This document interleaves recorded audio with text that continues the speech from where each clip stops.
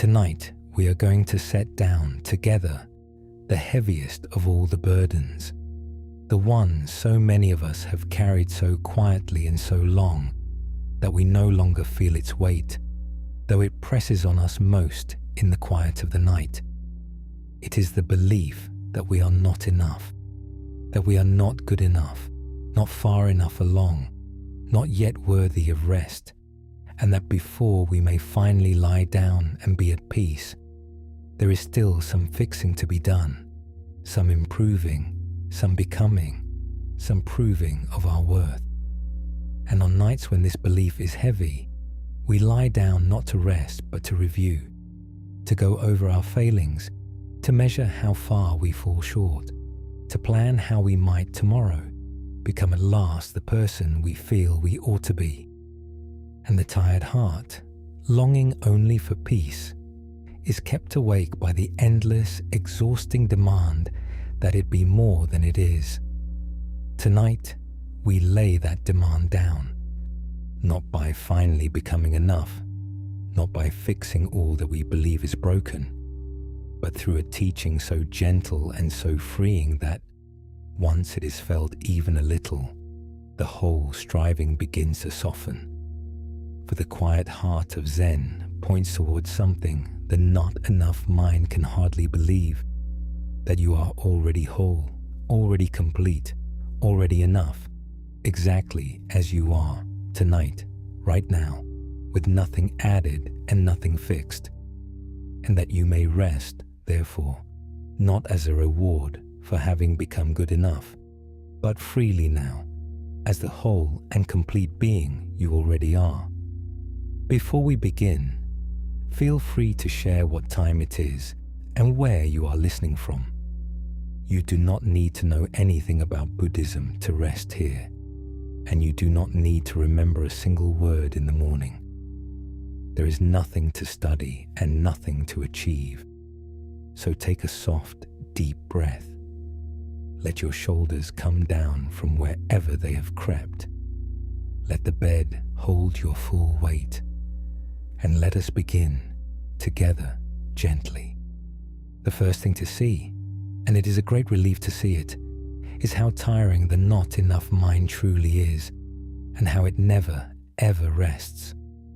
For the belief that we are not yet enough sets us on an endless road, a road with no arrival, for no matter how much we improve, how much we achieve, how far we come, the not enough mind simply moves the goal a little further on and says, not yet, not quite, a little more. We reach the place we thought would finally make us enough and find that it does not, that the feeling of not enough has simply attached itself to some new lack, some new goal, some new fixing that must be done first. And so we chase and chase up a road that has no end, exhausting ourselves in pursuit of an enough that always recedes, because it was never really about any particular achievement at all. It was a habit of the heart, a way of holding ourselves that no amount of achieving could ever satisfy. Let us explore a story about this. There was a young student who came to an old teacher, earnest and anxious, determined to become worthy, to become good enough, to become at last someone of value. And the student worked very hard. He studied, he practiced, he strove, he improved. And every so often he would come to the old teacher and ask anxiously, "Am I enough yet? Have I become worthy yet?" And the old teacher would only smile gently and say, "Keep going." And so the student would return to his striving, working harder still, improving more. And after some months he would come again and ask, "Surely now, teacher, after all this work, am I enough yet?" And again the old teacher would smile and say, "Keep going." And this went on for years. The student became genuinely skilled, genuinely good, genuinely accomplished, and still, each time he asked, "Am I enough yet?" the answer was the same: "Keep going."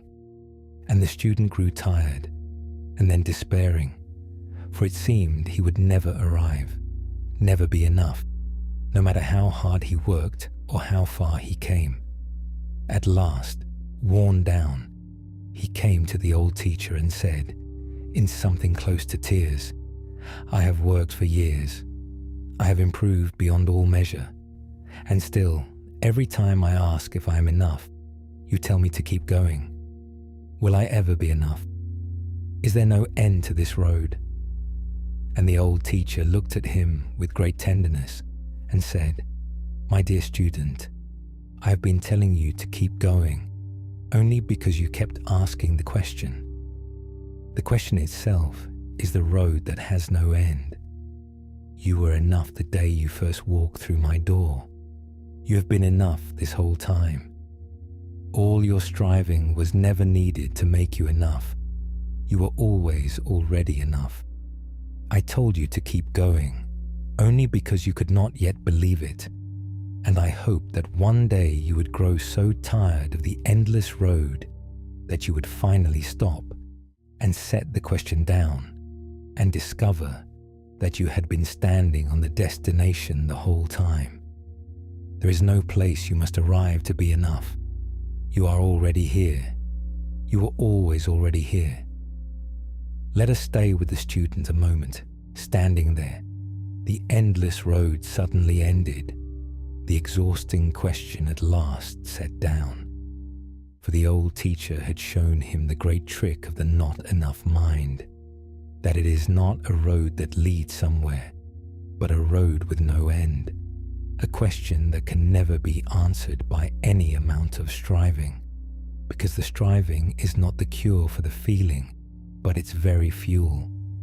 The student had believed that if he only worked hard enough, achieved enough, improved enough, he would one day arrive at enough. But there was no arriving, for the not enough mind simply kept moving the goal. And the only way off that endless road was not to reach its end, which had no end, but to step off it entirely, to set the question down, and to discover that he had been standing the whole time on the very enough he had been chasing. And you are on such a road too, perhaps tonight. The not enough mind has set you striving, chasing some enough that always recedes, telling you that before you may finally rest, you must first become more than you are. But it is a road with no end. No amount of fixing will ever satisfy the not enough mind, for it is not about any particular lack. It is a habit of holding yourself as insufficient, and it will always find some new insufficiency to point to. And the only freedom from it is not to reach its end, but to step off it entirely tonight, to set the exhausting question down, and to discover that you are already and have always been enough. So let us step off that endless road now, gently, and set the question down. You do not have to become enough before you may rest tonight. You do not have to fix yourself, improve yourself, prove yourself, or arrive anywhere at all. You are enough already, entirely, exactly as you are tonight, in this very moment, with nothing added and nothing fixed and nothing left to prove. Let that be true just for tonight, even if some part of you cannot yet fully believe it. Let the striving stop at last. Let the endless road end right here tonight. Let the exhausting question, "Am I enough yet?" be set down at last and answered softly once and for all. Yes, you are enough. You always were. And you may rest now freely, not as a reward earned at the end of a long road, but as the whole and complete being you already are and have always been. It helps to see where this not enough feeling comes from, for in seeing it clearly, its grip begins to loosen. It is not born in us. No small child feels that they are not enough.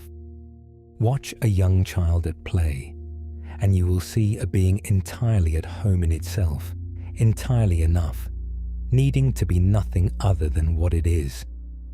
The not enough feeling is learned, taught to us slowly, by a world that measures and compares and ranks, by voices that told us we would be loved more if we were more, by 1,000 small messages that our worth was conditional, that we had to earn it, that we were not, as we were, quite enough.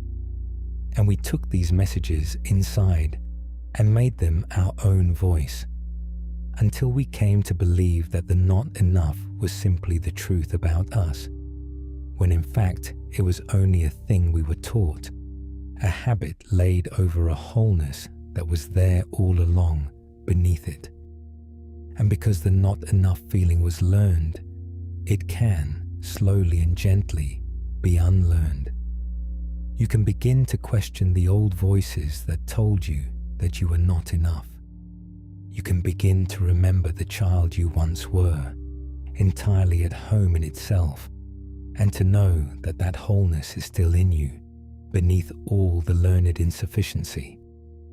You can begin to offer yourself at last the unconditional worth the world made conditional, to say to your own heart, you are enough, not because you have earned it, but simply because you are, as you were enough when you were small, as you have always been enough beneath everything you were taught.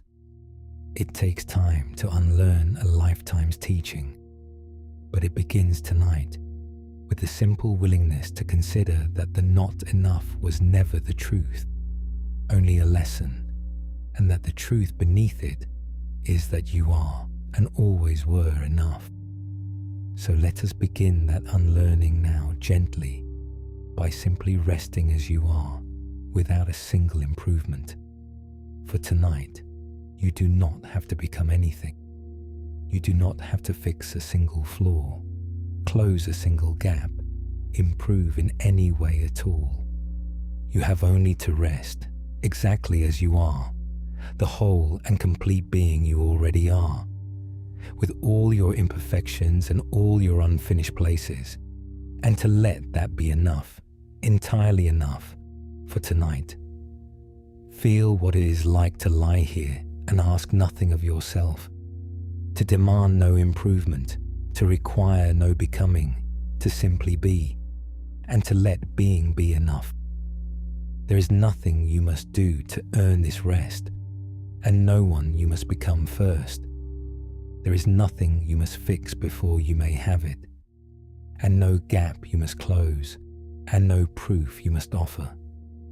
You may rest now freely as you are, and let the resting itself be the beginning of the unlearning, the first taste of the enough you have always been.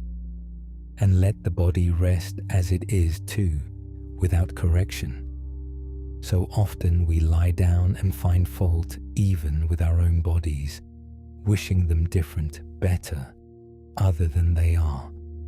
But tonight, let the body be enough, exactly as it is.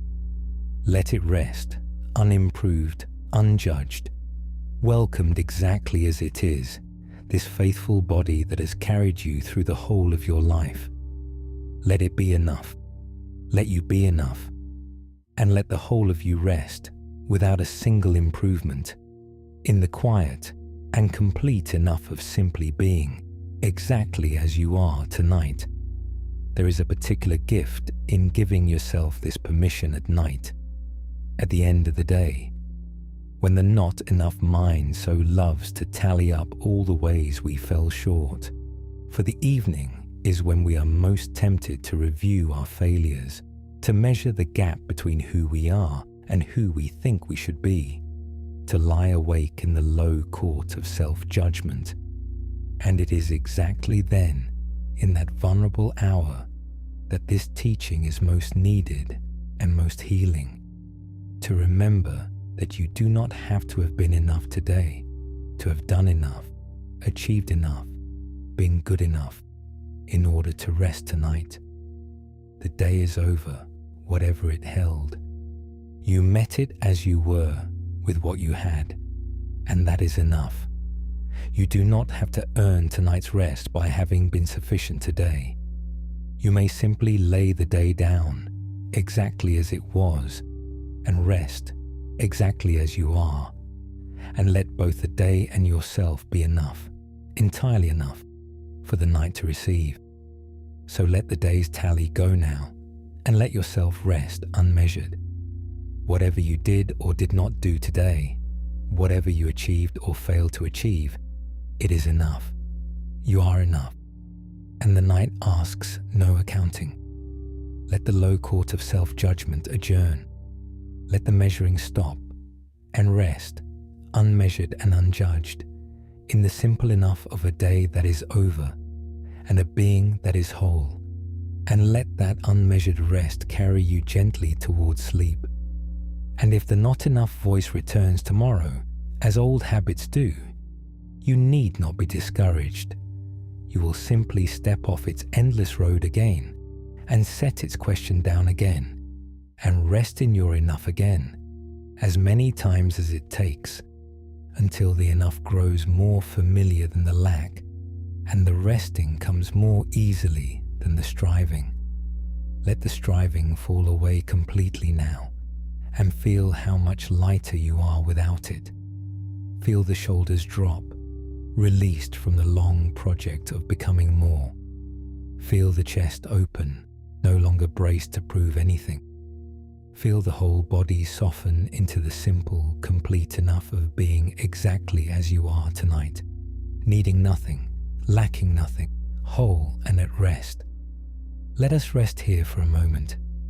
If the not enough mind has set you striving tonight, you might step off that endless road now and set the question down, and let this be true just for tonight, that you are enough already, exactly as you are, with nothing to fix and nothing to prove. Let the striving stop. Let yourself rest freely as the whole being you already are. When you are ready, we will go on together. The old teacher told the student he had been standing on the destination the whole time. But there is a beautiful old parable that shows this even more clearly. A story of a man who carried a great treasure with him for years without ever knowing it was there. So let us turn now to that story of the jewel hidden in the robe.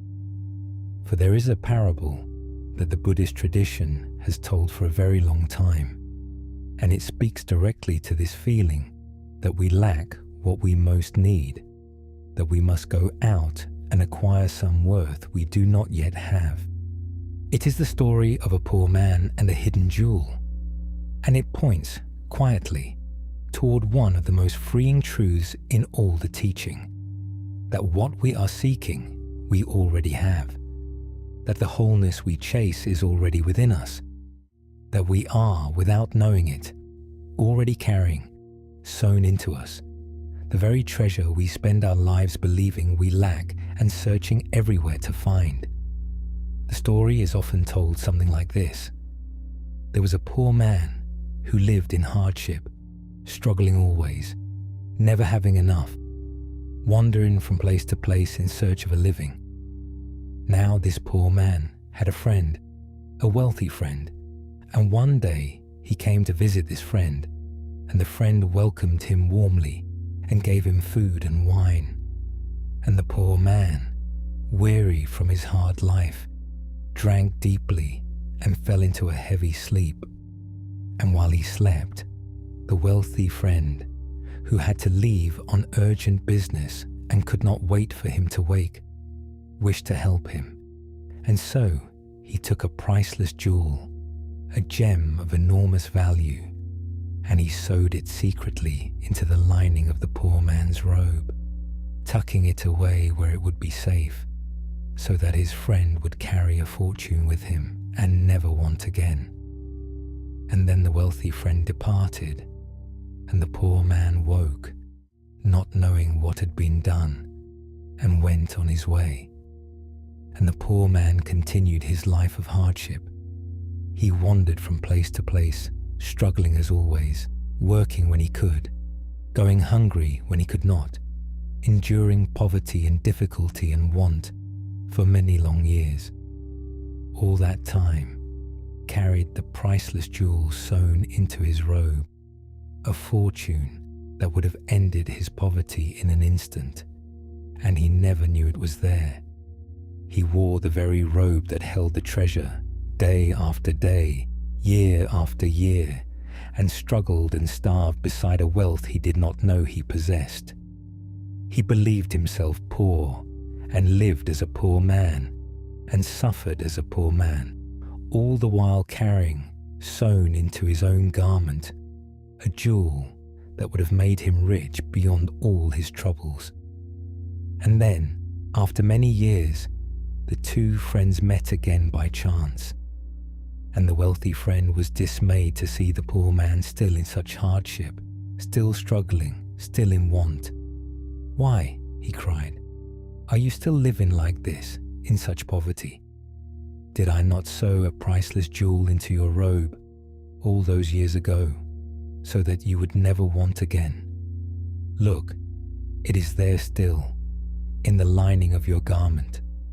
And the poor man, astonished, searched his robe and found the jewel exactly where it had been sewn all those years, and understood at last that he had been carrying a fortune the whole time, that he had never truly been poor at all, that he had suffered all those long years of want beside a treasure that had been his, and his alone, the entire time, if only he had ever thought to look. Let us stay with the poor man a moment, standing there with the jewel at last in his hand, understanding that he was never truly poor, that he had carried his wealth all along. For here is the parable's great and freeing truth, and it is meant not for some other person, but for you tonight.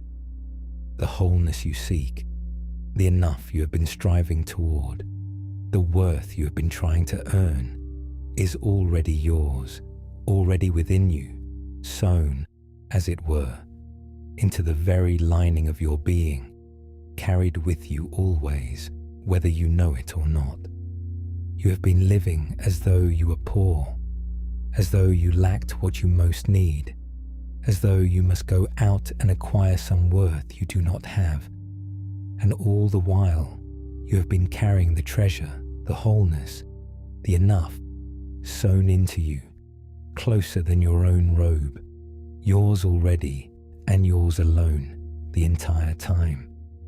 This is what the teaching points toward when it speaks of a wholeness already within us, a completeness that is our true nature, that we do not have to acquire because we already possess it, that we cannot earn because it was never absent. Like the poor man, we wander in a felt poverty, striving to become enough, never knowing that the enough is already ours, already within, already carried in the lining of our own being.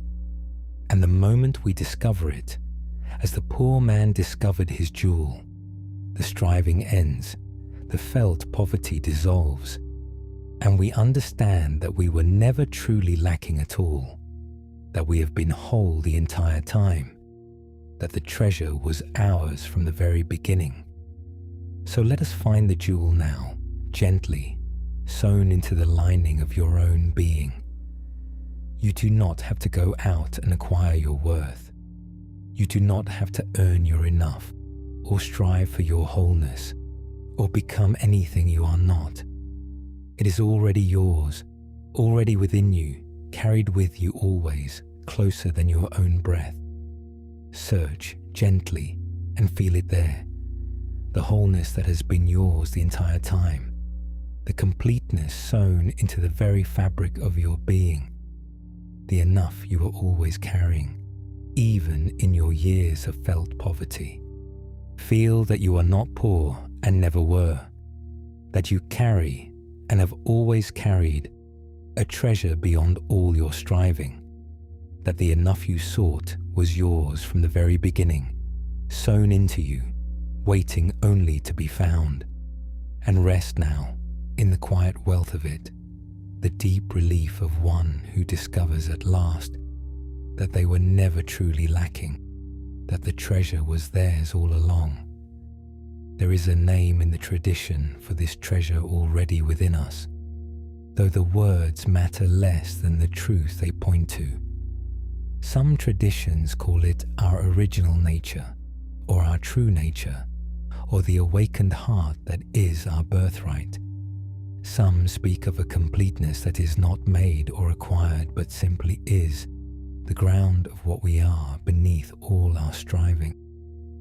The teaching points toward the idea that this wholeness is not something we develop or earn or achieve, but something we uncover, something already fully present, waiting only to be recognized, like the jewel already sewn into the robe.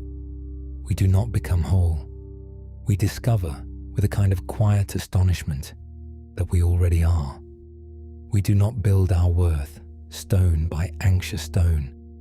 We recognize, at last, the worth that was always there, waiting, whole, from the very beginning.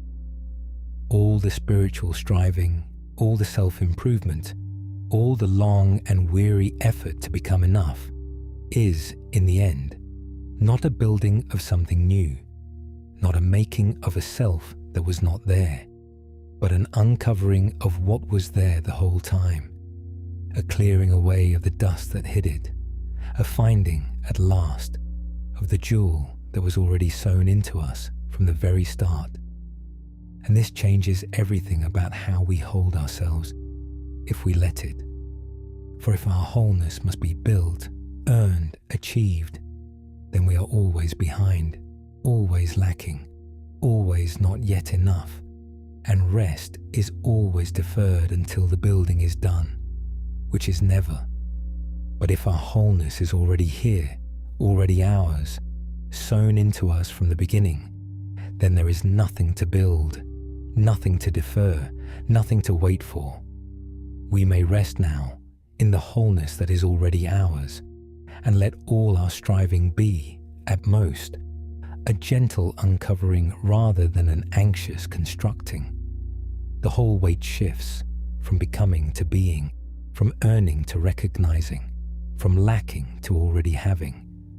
And a great burden lifts, the burden of having to make ourselves enough, for we discover that we were made enough already from the very beginning.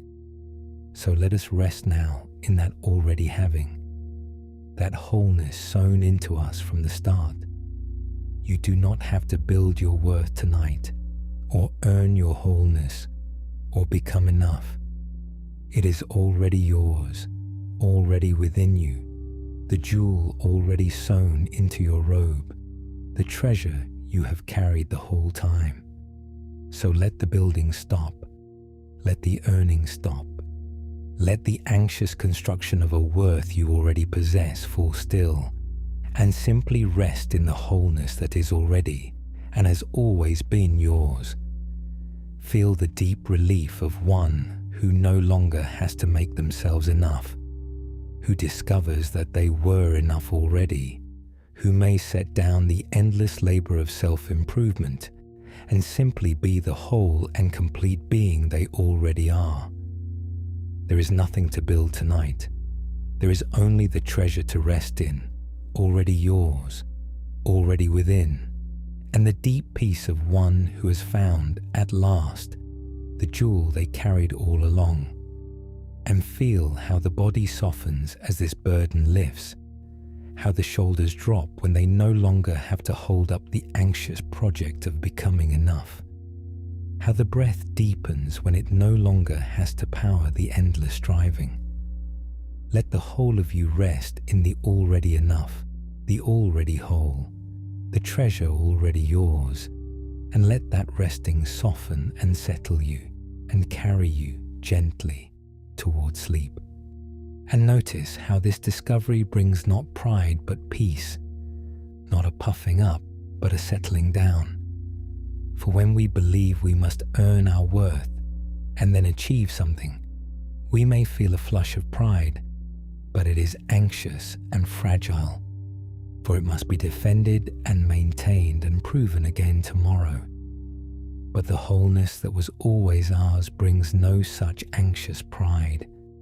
It brings instead a deep and quiet peace, the peace of no longer having to prove anything, of resting in a worth that cannot be lost because it was never earned, of being enough in a way that no failure can diminish and no success is needed to confirm.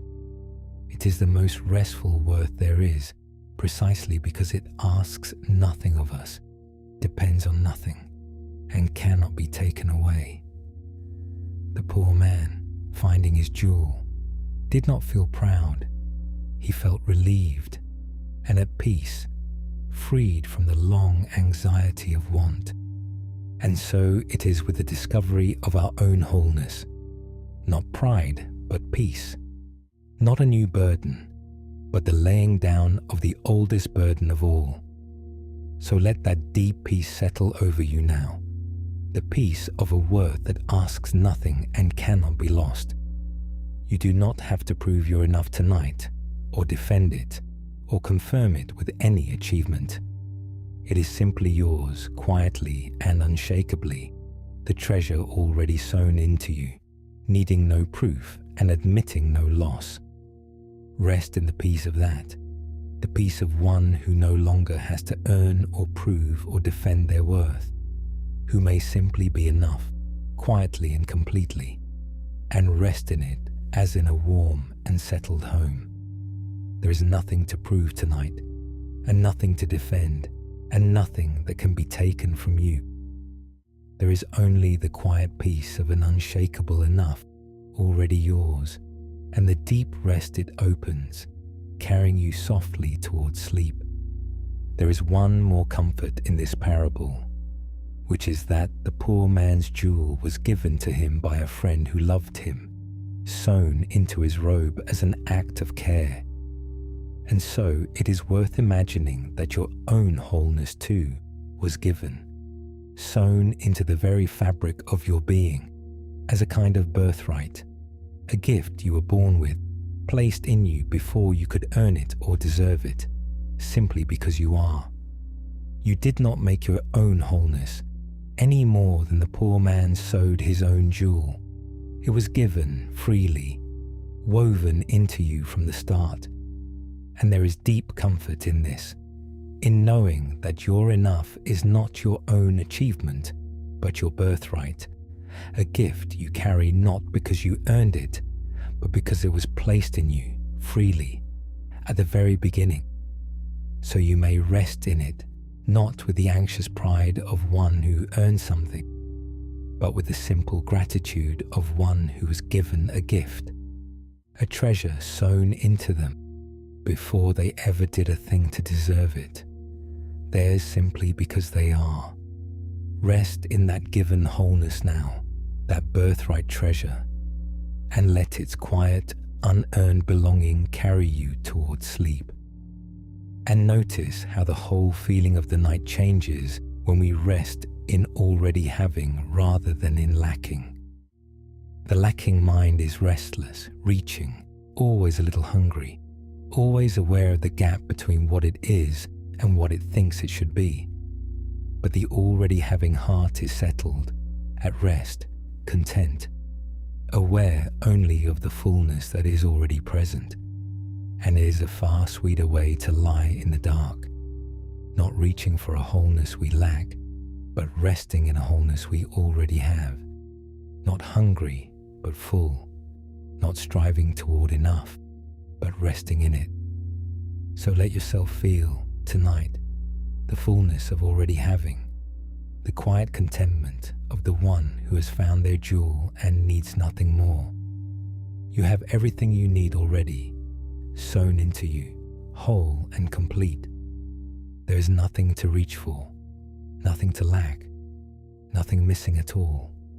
Rest in that fullness, that already having, that quiet completeness, and let it settle you, full and content and whole, gently down toward sleep. Let us rest here for a moment. Like the poor man with the jewel sewn into his robe, You carry the wholeness you have been seeking already within you, closer than your own garment, yours the entire time. You do not have to acquire your worth. It is already yours. Feel the treasure there, sewn into the lining of your being, and rest in the quiet wealth of knowing you are never truly lacking.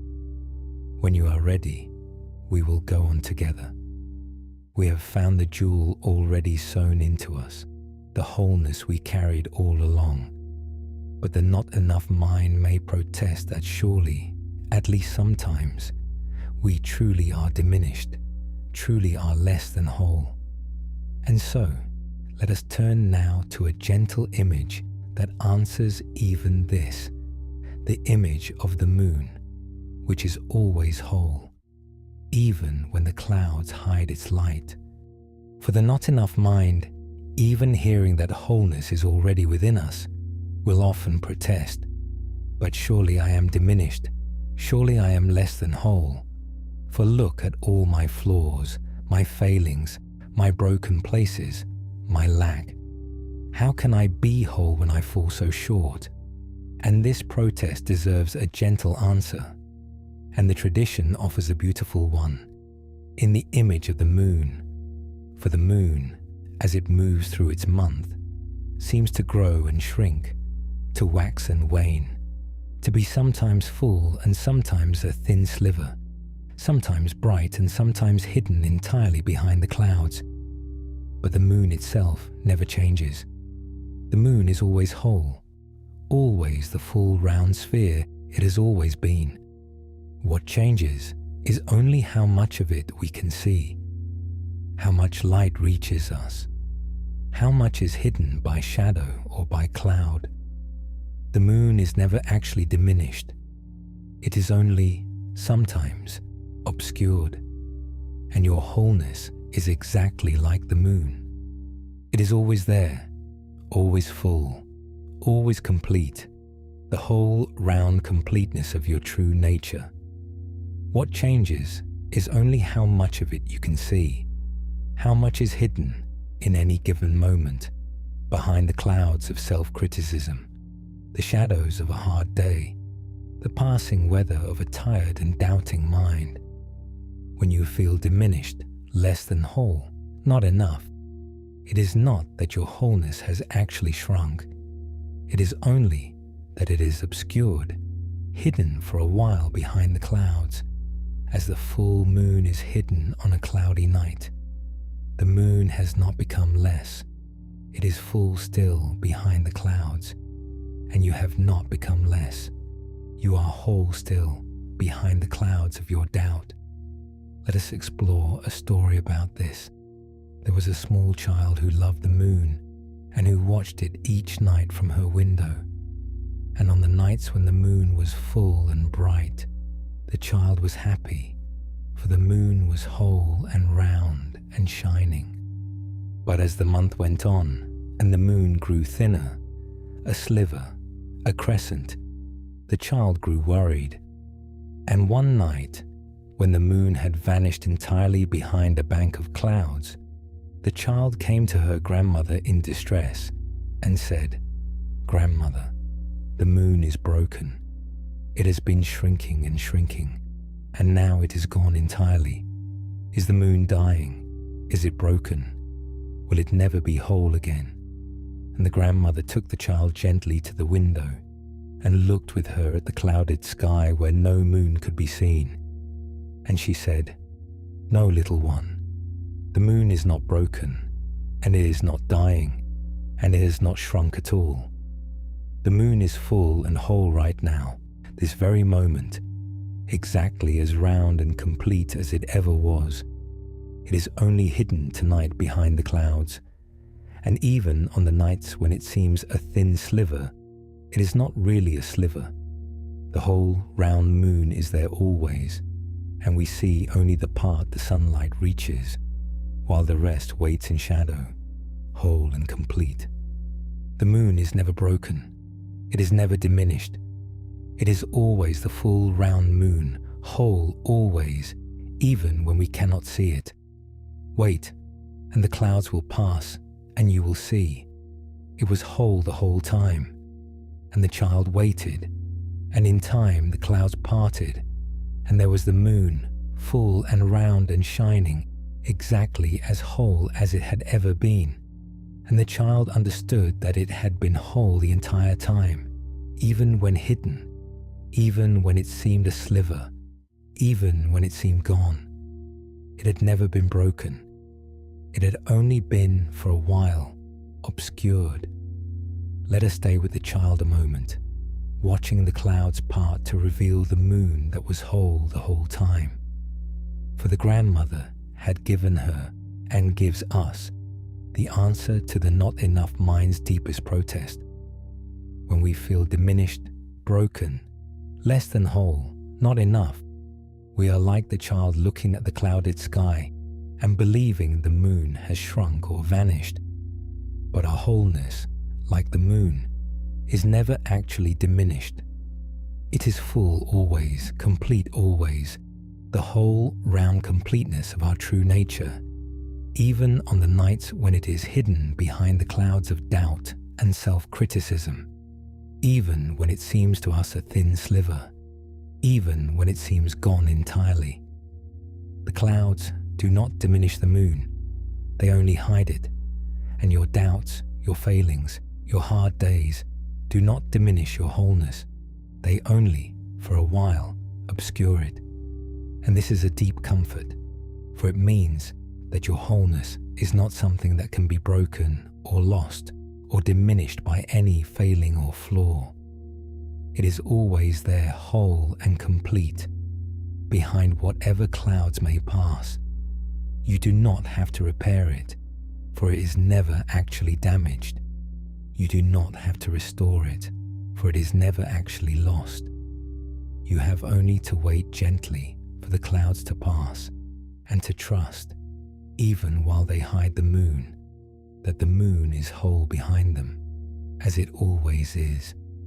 And tonight, if the clouds of not enough have hidden your wholeness from you, you might simply trust that it is there still, full and complete behind the clouds, and rest, not in the anxious effort to repair a wholeness that was never broken, but in the quiet trust that you are whole already, whole always, whole behind whatever clouds may pass. So let us rest now in that trust, gently, like the child who learned the moon was whole the whole time. Whatever clouds of doubt or self-criticism have hidden your wholeness from you tonight, you might simply trust that behind them, your wholeness is full and complete, exactly as it always is, undiminished by any failing, unbroken by any flaw. You do not have to repair yourself, for you are not broken. You do not have to restore your worth, for it was never lost. You have only to rest in the quiet trust that you are whole already, whole behind the clouds, as the moon is full behind the clouds that hide it. Let the anxious effort to fix and repair grow still. Let yourself trust in the wholeness that is always there, behind whatever passes. And rest, like the child at the window, in the deep peace of knowing that the moon was whole the whole time. And so are you.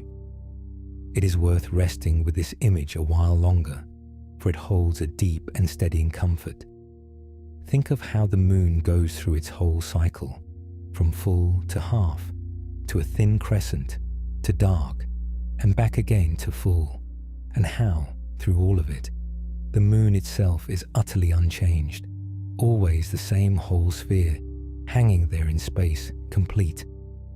All that changes is the play of light and shadow across it, the passing of the Earth's shadow, the drifting of clouds before it.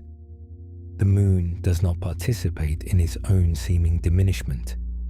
It simply remains what it is, whole, while the appearances change. And your true nature is exactly so. It simply remains what it is, whole and complete, while the appearances change, while the moods pass, while the clouds of doubt and self-criticism drift across it and away. You are not your changing appearances. You are the whole moon behind them, unchanged, complete, hanging steady in the dark, whole through every phase and every cloud. And there is a great steadiness to be found in identifying with the moon rather than the clouds. For the clouds are always passing. The moods, the doubts, the days when we feel less than enough, all of them drift across and away, none of them lasting, none of them the truth of us. But the moon remains. And when we rest as the moon, the whole unchanging completeness behind the passing weather, rather than as the clouds, the passing moods that hide it, we find a deep stability, a peace that does not depend on the weather of the moment, a wholeness that no cloud can touch. The clouds may come, the doubts may pass across us, the feeling of not enough may drift over us on some hard night, but we are not the clouds. We are the whole moon behind them, and it is whole always, and so are we. So let us rest now as the moon, whole and complete, behind whatever clouds may pass. Let the clouds of doubt and self-criticism drift across, if they will, and let them pass, and know that behind them you remain whole, complete, undiminished, the full round completeness of your true nature, unchanged by any passing weather. You are not the clouds. You are the moon behind them, whole always. Let the passing moods pass. Let the doubts drift by, and rest in the deep steadiness of the wholeness that no cloud can touch, the completeness that remains unchanged and full behind everything that passes across it. There is nothing to repair in the moon, and nothing to repair in you. You are whole already, whole always, and you may rest in that wholeness now, steady and complete behind the passing clouds, and let it carry you gently towards sleep. And let the breath be like the slow, steady turning of the moon through its phases, unhurried, unchanging in its depths, moving through the night at its own gentle pace. Let each breath remind you of the wholeness that remains, breath after breath, behind whatever passes, and let that steady wholeness hold you and settle you and carry you, whole and complete and undiminished, down into the deep and gentle rest of sleep. And there is a tenderness in this for all the nights we have spent believing ourselves broken. So many of us have lain awake on so many nights, convinced that we were diminished, damaged, less than whole, not enough, and have suffered in that conviction and tried to repair a wholeness that was never actually broken. And the gentle news of this teaching is that all that suffering was, in a way, unnecessary, born of a misunderstanding, like the child's fear that the moon was broken. We were whole the whole time. On all those nights we believed ourselves diminished.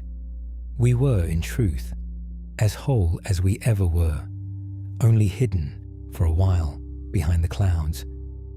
And there is no blame in having believed otherwise, for the clouds are convincing, and the moon truly does seem to shrink and vanish. But we may know now, and rest in the knowing, that we were never actually broken, never actually diminished, whole the whole time, behind every cloud, on every hard night, as the moon is full behind every cloud that hides it. So let us offer ourselves that tenderness now, for all the nights we believed ourselves broken. Let us forgive the misunderstanding gently, and set down the long and unnecessary effort to repair what was never damaged.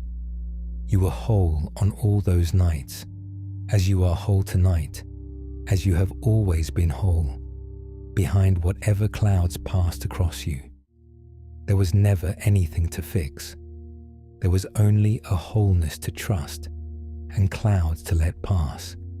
And tonight you may simply trust the wholeness and let the clouds pass and rest at last in the deep relief of one who understands that they were never broken, never diminished, whole the whole time, and whole now, and whole always.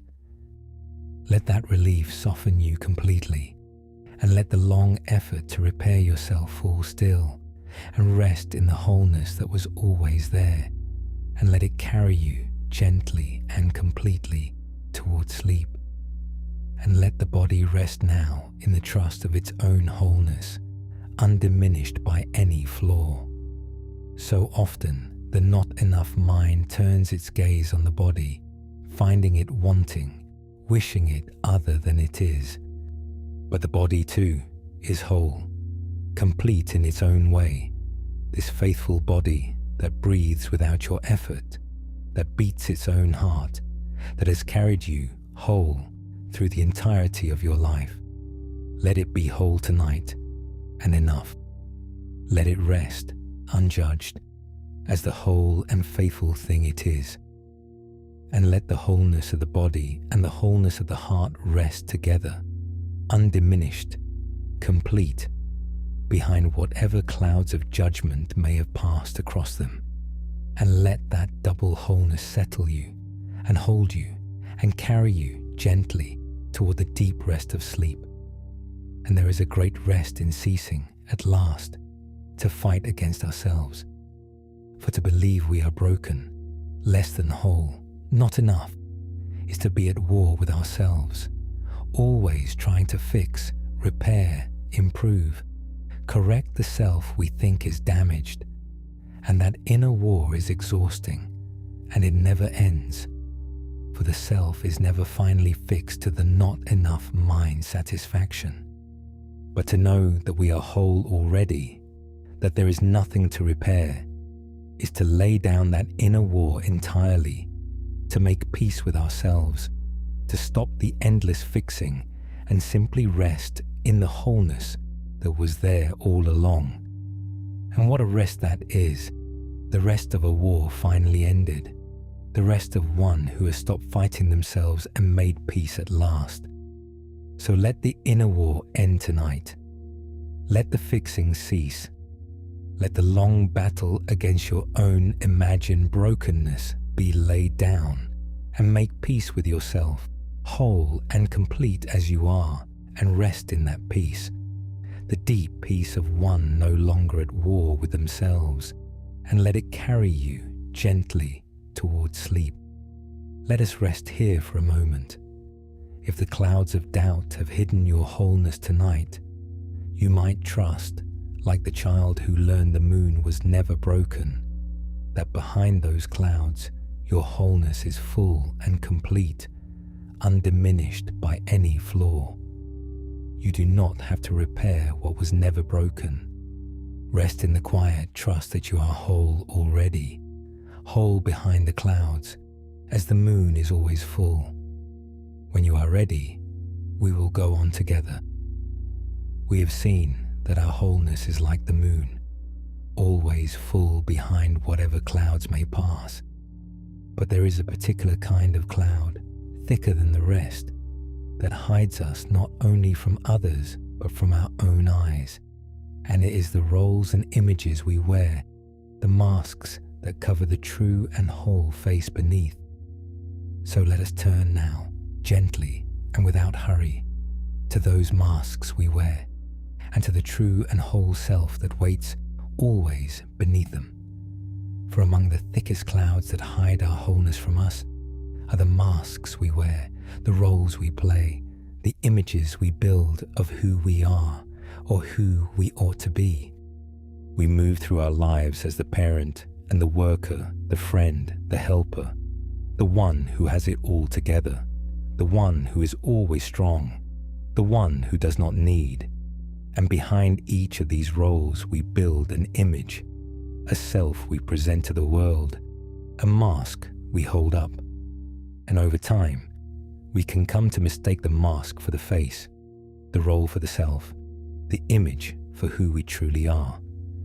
And then the not enough feeling deepens, for now we must not only be enough, but must be enough as the image demands, must live up to the mask, must be the strong one, the capable one, the one who has it together always, without fail. And beneath the mask, the true and whole face grows tired, hidden, unmet, longing simply to be seen and to rest.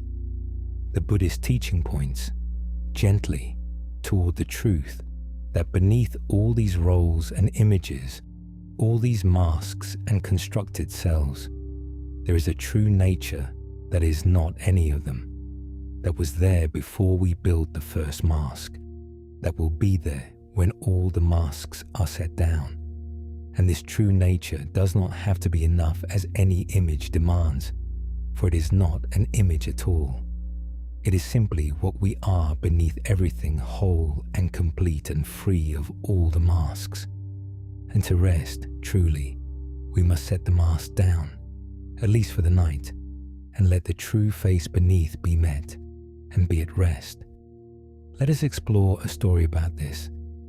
There was an actor who was famous throughout the land for the many roles he played. On the stage, he became king and beggar, hero and fool, wise man and villain, and he played each so completely that the audience forgot he was acting and believed him to be, truly, whoever he portrayed. And the actor was so skilled and played his role so long that in time a strange thing happened. He began to forget himself, who he was beneath the roles.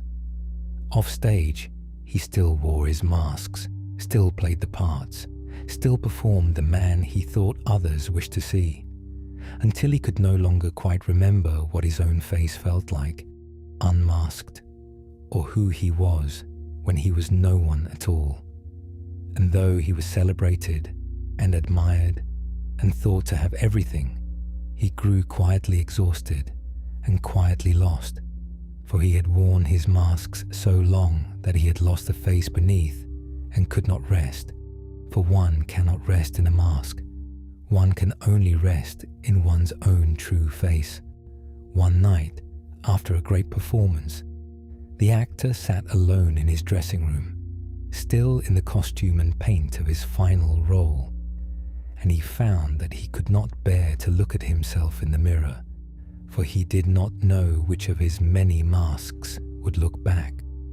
And an old stagehand, who had worked in the theatre for 50 years and seen many actors come and go, came quietly in to tidy the room and saw the actor's distress, and he said gently, "You have played many parts and played them well, but tell me, who are you when the play is over and the costume is off and the paint is washed away?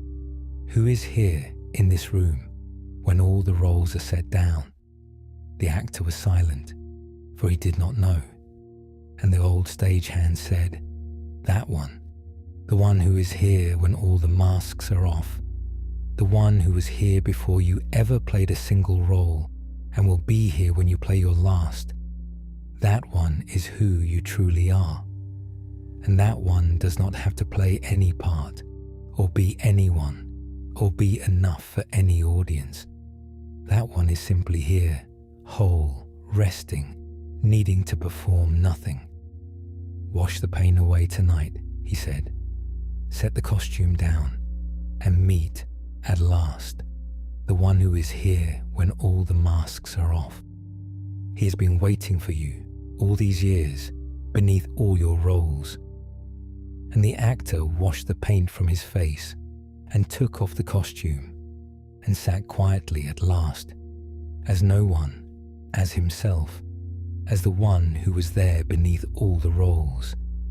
And for the first time in many years, he felt he could rest, for he was no longer performing, no longer wearing a mask, no longer trying to be enough for any audience, but simply resting in his own true face, the one that had been there all along, beneath everything.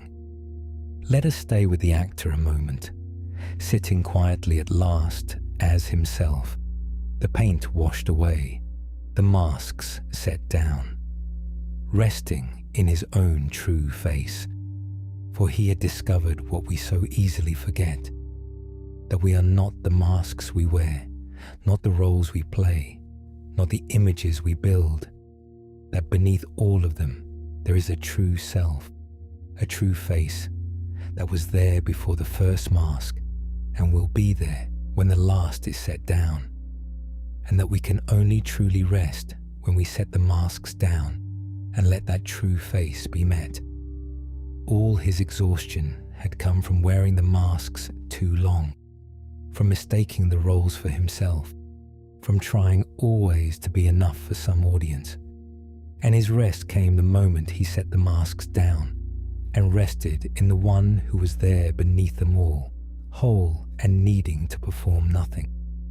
And you wear masks too, roles and images you hold up to the world, selves you perform, and beneath them, a true face grown tired of performing, longing simply to be met and to rest.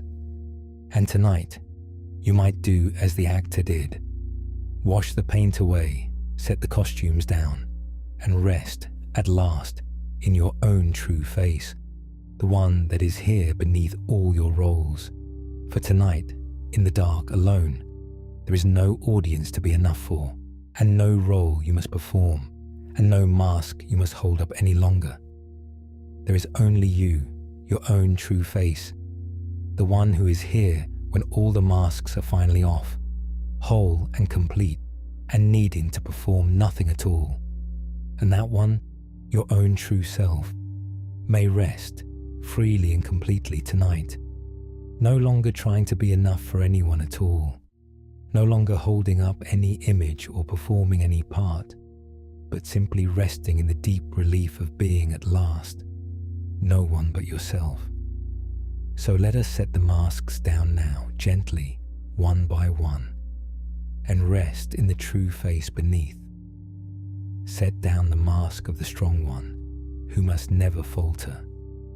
You do not have to be strong tonight, and you may rest. Set down the mask of the capable one, who must always have it together. You do not have to have it together tonight, and you may rest. Set down every role, every image, every self you perform for the world, and let them fall away, and feel the true face beneath, unmasked, unperformed, whole, met at last. Feel the deep relief of no longer performing, of no longer holding up any image, of no longer straining to be enough for anyone, of resting at last as no one at all but yourself. There is no audience here tonight, and no one to impress, and no one to disappoint. There is no role to play and no part to perform. There is only your own true face, whole and complete and worthy beneath all the masks, and it may rest now, freely, in the quiet dark, as the one you truly are. It is worth understanding why we build these masks in the first place, for it is not out of dishonesty, but out of a kind of fear and a kind of love. We learned, somewhere along the way, that certain parts of us were acceptable and others were not, that we would be loved if we were strong and capable and had it together, and perhaps not loved if we were weak or struggling or falling apart.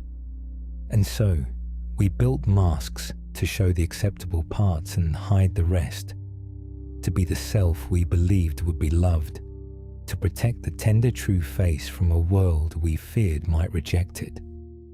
The masks were built to keep us safe and to keep us loved, and there is no shame in having built them.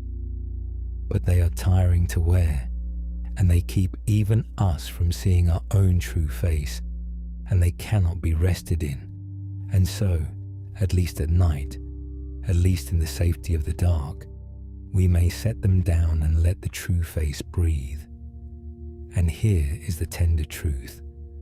The true face beneath the masks, the one we feared might not be enough, might not be loved, is in fact the most lovable thing of all, whole and complete and real.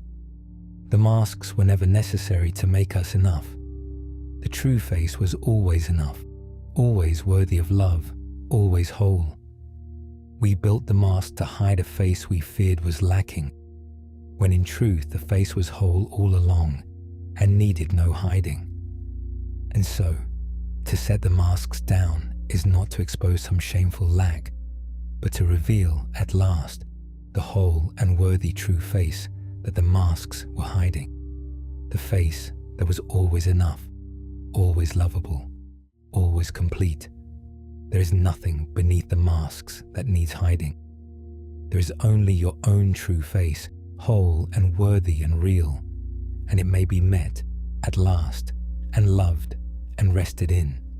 So let us rest now in that true face, unmasked and whole, in the safety of the dark. There is no one here to perform for tonight, no one to be strong for, no one to hide from. There is only you, your own true face, whole and complete and worthy, resting at last without any mask. Feel the deep relief of being seen, even if only by yourself, as you truly are, of no longer hiding, of no longer performing, of resting at last in your own real and whole and worthy face. Let the true face breathe in the safety of the dark. Let it be met and welcomed and loved exactly as it is, and rest there, unmasked and whole, as the one you truly are, and let that deep and honest rest carry you gently towards sleep, and let the body too set down its performing. For the body wears masks as well, holds itself up, presents itself, performs its strength and its composure all day long. Let it stop now. Let the held up posture soften. Let the composed face relax. Let the whole body set down its performance and rest, unmasked as it truly is, this real and faithful body, whole and worthy exactly as it is, needing to perform nothing in the safety of the dark. And let the true face and the true body rest together, unmasked and whole, and let that honest wholeness carry you gently down towards sleep. And notice how much energy the wearing of masks quietly consumes, energy we may reclaim tonight simply by setting them down. To hold up an image all day, to perform a role, to manage how we appear, to keep the mask in place, takes a constant low effort, a vigilance, a holding that we grow so used to we no longer feel it, until the moment we set it down and feel the sudden relief, the sudden ease of no longer holding. It is like setting down a weight we had carried so long we forgot we were carrying it. And when we set the mask down at night, all that held effort releases, and there is a great softening, a great ease, as the energy that went into performing returns to us as rest. So feel that release now, the release of no longer holding up any image, no longer performing any role, no longer managing how you appear. Feel the held effort let go, all through the body and the mind, and feel the ease flood in where the holding was, and let that ease, that reclaimed and returning energy, settle into you as deep rest. There is a deep intimacy in meeting your own true face, an intimacy we rarely allow ourselves. For to be always masked, always performing, is to be, in a way, a stranger even to ourselves, never quite meeting the one who lives beneath the roles. But in the quiet of the night, with all the masks set down, we may finally meet ourselves, sit with ourselves, be with our own true face, as with an old and dear companion long neglected.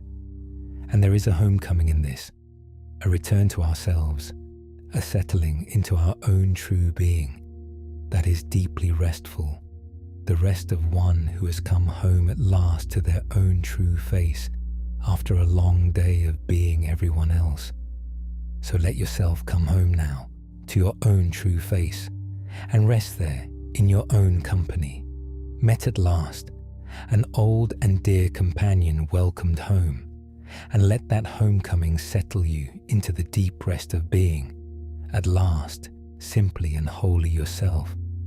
Let the breath move slowly now beneath the unmasked face, easy and unperformed, and let each breath deepen the homecoming, carrying you further into your own true being and gently down toward sleep. Let us rest here for a moment. Set the masks down now, gently, one by one. The strong one, the capable one, every role and image you perform for the world, and rest in the true face beneath, the one who is here when all the masks are off, whole and needing to perform nothing. There is no audience tonight, no role to play. Rest at last, as no one but yourself. When you are ready, we will go on together. We have set down the masks and met the true face beneath, whole and needing to perform nothing. But there is one particular engine of the not enough mind that runs beneath all the masks. One that manufactures our sense of lack out of thin air, and it is the habit of comparison. So let us turn now gently to the comparing mind and to the flower that does not compete. For so much of our sense of not being enough is born not from anything we truly lack, but from comparison, from measuring ourselves against others and finding ourselves wanting. The comparing mind is always at work, always looking sideways at others, always quietly measuring. They are more successful, more accomplished, more at peace, more loved, more whole than I am. And in that endless sideways glancing, in that constant measuring against others, we manufacture our own not enough, spinning a sense of lack out of nothing but comparison. For the moment we compare, we split the world into better and worse, more and less, and we place ourselves always somewhere in the middle, never quite enough, always behind someone. And the comparing mind never rests, for there is always someone further ahead, always some measure by which we fall short, always another comparison to make.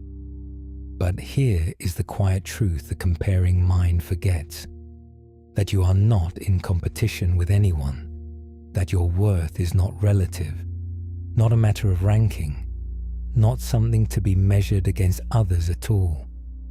Your wholeness is your own, complete in itself, needing no comparison to establish it, diminished by no one else's fullness, as the moon is not made less by the brightness of the sun, as one flower is not made less by the blooming of another. Each thing is whole in its own way, complete in its own being, sufficient unto itself, and needs no comparison at all to be enough. And when we stop comparing, when we stop the endless sideways measuring, the manufactured not enough simply dissolves, for it was never real. It was only the shadow cast by comparison, and it vanishes the moment we stop. Let us explore a story about this. There was a gardener who tended a garden full of many different flowers, and the flowers, being alive in the way of the story, could speak among themselves.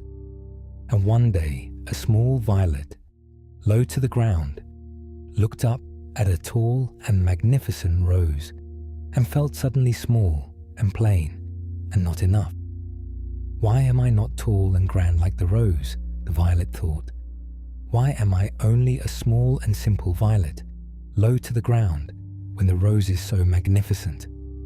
And the violet grew sad and began to wilt, comparing itself always to the rose and always falling short. And nearby, the rose, hearing the violet's sadness, felt its own pang, for the rose looked up at the great oak tree and thought, why am I only a rose blooming for a season and then gone, when the oak is so mighty and lives for 100 years? And so the rose too felt not enough, comparing itself to the oak, And the oak, hearing this, sighed, for the oak looked at the mountain behind it and thought, "Why am I only a tree when the mountain is so vast and ancient and eternal?" And so it went, each one comparing itself to something greater, each one made to feel small and not enough by the comparison, all through the garden, none of them able to simply be what they were. And the old gardener, who loved every plant in the garden, heard all this and spoke to them gently. "Little violet," he said, "I did not plant you to be a rose. I planted you to be a violet, and a violet is a perfect and complete and beautiful thing, low to the ground, sweet-scented, blooming in the shade where the rose could never grow. And rose, I did not plant you to be an oak. I planted you to be a rose, and there is nothing more perfectly a rose than you. An oak, I did not plant you to be a mountain. I planted you to be an oak, and you are perfectly, completely an oak. Each of you is exactly what you were meant to be, and each of you is whole and complete and enough, exactly as you are. You are not in competition. You are not meant to be one another. The garden needs the violet and the rose and the oak, each being fully itself, and not one of you is made less by the others. You are all made more together, each whole in your own way, each perfectly enough as exactly what you are. Let us stay with the garden a moment, each flower learning that it was whole exactly as it was, not made less by any other.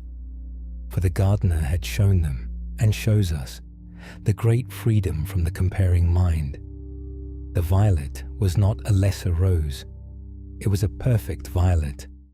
The rose was not a lesser oak, it was a perfect rose.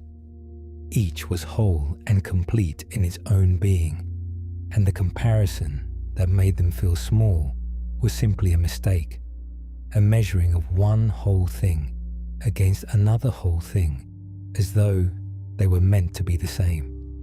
And you are like the flowers. You are not a lesser version of anyone else. You are a perfect and complete version of yourself, whole in your own way, enough as exactly what you are, not meant to be anyone but yourself, and not made less by anyone else's fullness. And when you truly see this, the comparing mind loses its power, for there is nothing to compare. You are not in a race with anyone. You are not being measured against others on some universal scale. You are simply, wholly, completely yourself, as the violet is a violet and the rose is a rose, each perfect in its own being, each enough as exactly what it is. The successes of others do not diminish you, any more than the rose diminishes the violet. The wholeness of others does not make you less whole. There is room in the garden for every flower to be fully itself, and there is room in the world for you to be fully, wholly, completely yourself, enough as exactly what you are, in no competition with anyone. So let us set down the comparing mind now, gently, and rest in being simply, wholly ourselves. Whatever comparisons have made you feel small tonight, whatever measuring against others has made you feel not enough, you might set it down now and remember, you are not a lesser version of anyone. You are a complete version of yourself, whole in your own way, enough as exactly what you are. You are not in competition. You are not being measured. You are simply a violet or a rose or an oak, perfectly and completely what you are, needing to be no one else. Let the sideways glancing stop. Let the measuring cease, and rest in the simple wholeness of being exactly what you are, complete in your own being, enough as yourself, in no race with anyone, as the flower rests in simply being the flower it was made to be. There is no one you must measure up to tonight, and no one you must become, and no ranking you must climb. There is only you, whole and complete as yourself, one perfect and ordinary being among all the perfect and ordinary beings, each whole in its own way. And you may rest in that gently, as the whole garden rests together in the dark, the violet and the rose and the oak, each enough, each at peace, none measuring against another, all simply resting in being exactly what they are. There is a deeper freedom still hidden in the release of comparison, which is the freedom to stop needing to be special. For often, beneath the comparing mind, there is a quiet demand that we be not merely enough, but exceptional, above average, better than others, special in some way that justifies our existence. And this demand is a heavy one and impossible to satisfy, for by definition, not everyone can be above average. And the moment we meet others who are more accomplished, more gifted, more whatever we measure by, we feel our specialness threatened and our not enough returns. But the teaching offers a gentler and more restful truth, that you do not have to be special to be enough. You do not have to be better than others, or exceptional, or above average. You have only to be fully and wholly yourself, as the ordinary violet is fully a violet, as the ordinary blade of grass is fully what it is. There is a deep rest in no longer needing to be special, in being content simply to be a whole and ordinary being among whole and ordinary beings, each enough as exactly what they are. And in fact, there is a kind of beauty in the ordinary that the demand for specialness blinds us to.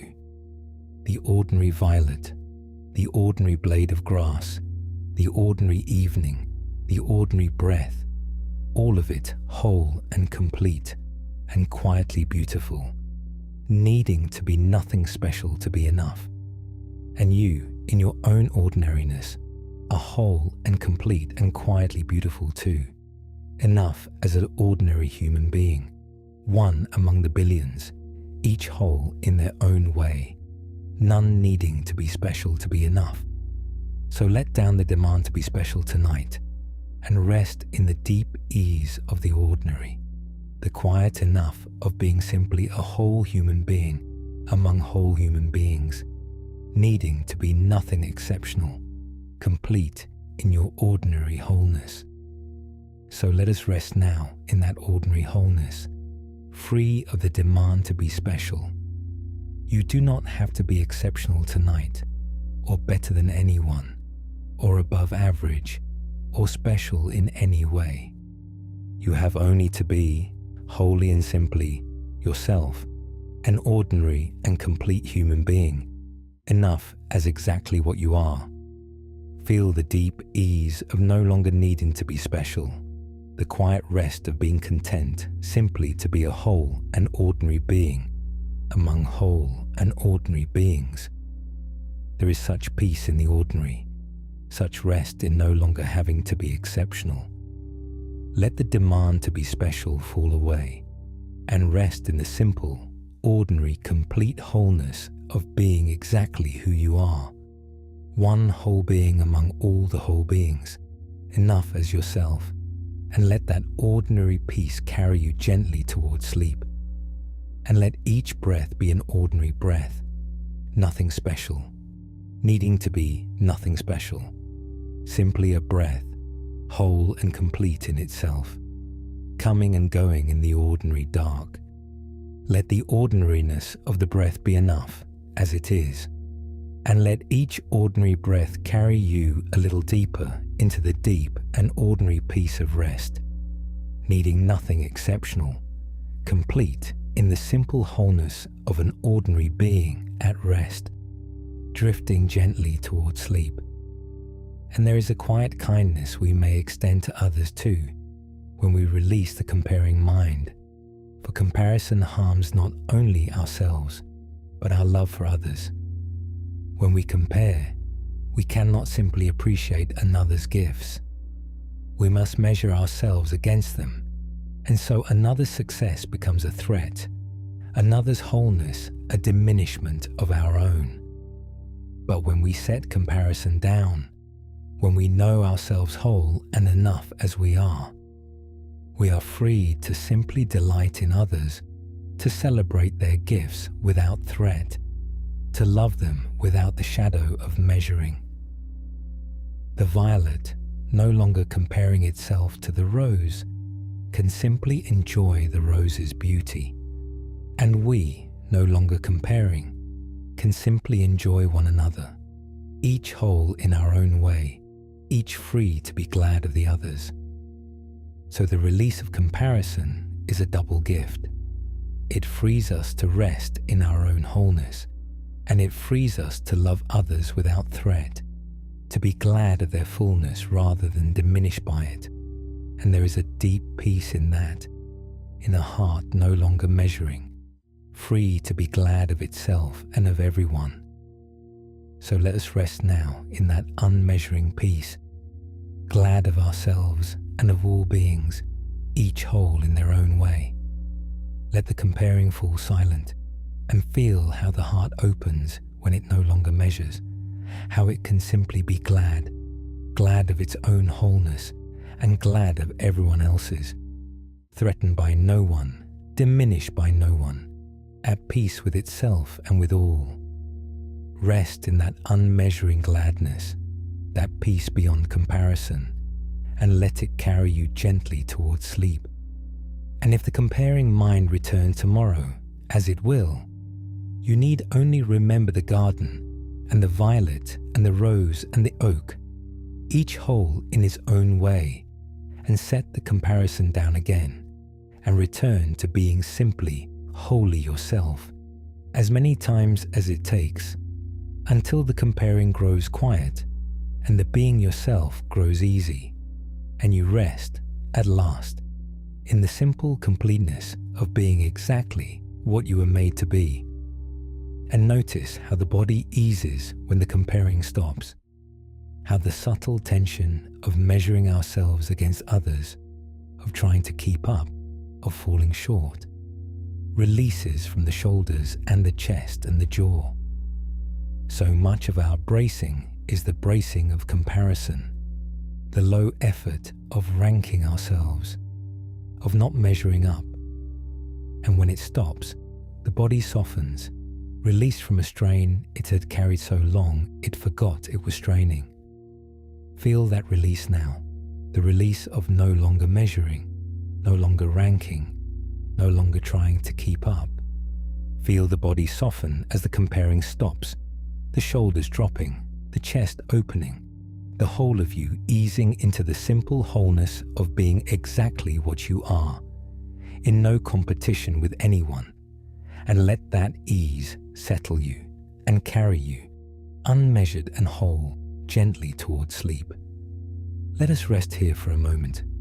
If comparison has made you feel small tonight, you might set it down and remember that you are not a lesser version of anyone, but a complete version of yourself, whole in your own way, as the violet is a perfect violet and the rose a perfect rose. You are in no competition. Rest in the simple wholeness of being exactly what you are, complete in your own being, enough as yourself, in no race with anyone. When you are ready, we will go on together. We have set down the comparing mind and rested in being simply, wholly ourselves. But there is one voice that carries all of this, that speaks the not enough, the comparison, the demand to be more, in our own inner ear, and it is the harsh inner voice of self-criticism. So let us turn now, with great gentleness, to that harsh voice within, and learn, at last, to meet it not with obedience and not with battle, but with kindness, until it softens and grows quiet, and we may rest beside it as beside a friend. For beneath all the striving and the masks and the comparing, there is often a voice, an inner voice that speaks the not enough directly into our own ear, that criticizes, judges, finds fault, and rarely rests. It is the harsh inner critic, the voice that says you should have done better. You are not good enough. You always fall short. You never quite measure up. What is wrong with you? And this voice can be relentless and cruel in a way we would never dream of being to another person, speaking to us night after night in words we would be ashamed to say aloud to anyone we loved, or even to a stranger. It is, so often, the harshest voice in our whole lives, and we turn it, of all people, upon ourselves. And it is exhausting to live beneath such a voice, and impossible to rest while it speaks, for it will not let us be, and will not let us be enough, and will not let us simply lie down in peace and rest, but goes on criticizing, judging, tallying our failings in the dark. The Buddha spoke, as we have touched on before, of the second arrow, the way that when something painful happens, we add to it a second pain of our own making through our reaction. And the harsh inner critic is a kind of second arrow, fired endlessly at ourselves. Life brings the first arrow, the ordinary failings and shortfalls of simply being human. And then the inner critic fires the second arrow again and again, judging us for those failings, adding to the ordinary pain of being imperfect a whole further pain of self-condemnation. And the teaching is gentle here, that we cannot always avoid the first arrow, the ordinary imperfections and shortfalls of a human life, for to be human is to fall short sometimes, and there is no shame in it. But we can, slowly and gently, learn to lay down the second arrow, to stop firing the harsh inner voice at ourselves, to meet our own ordinary failings not with condemnation, but with kindness, as we would meet the failings of anyone we loved. Let us explore a story about this. There was a woman who lived beneath a harsh inner voice, a voice that criticized her without mercy, all day and long into the night. Whatever she did, the voice found fault. Whatever she achieved, the voice said it was not enough. Whenever she failed, even slightly, the voice was merciless. And she had lived beneath this voice so long that she thought it was simply the truth, simply how things were, simply her own honest assessment of herself. And it exhausted her, and it kept her from rest, and it made her small and afraid. But she did not know how to be free of it, for it spoke in her own inner ear and seemed to be her own voice. One day she spoke of this voice to a wise old woman, describing the harsh things it said, the merciless judgments, the constant fault-finding. And the old woman listened, and then asked her a gentle question. "This voice that speaks to you so harshly," she said, "would you speak that way to a child? If a small child stood before you, having made a mistake, having fallen short, would you say to that child the things this voice says to you?" The woman was startled. "No," she said, "never.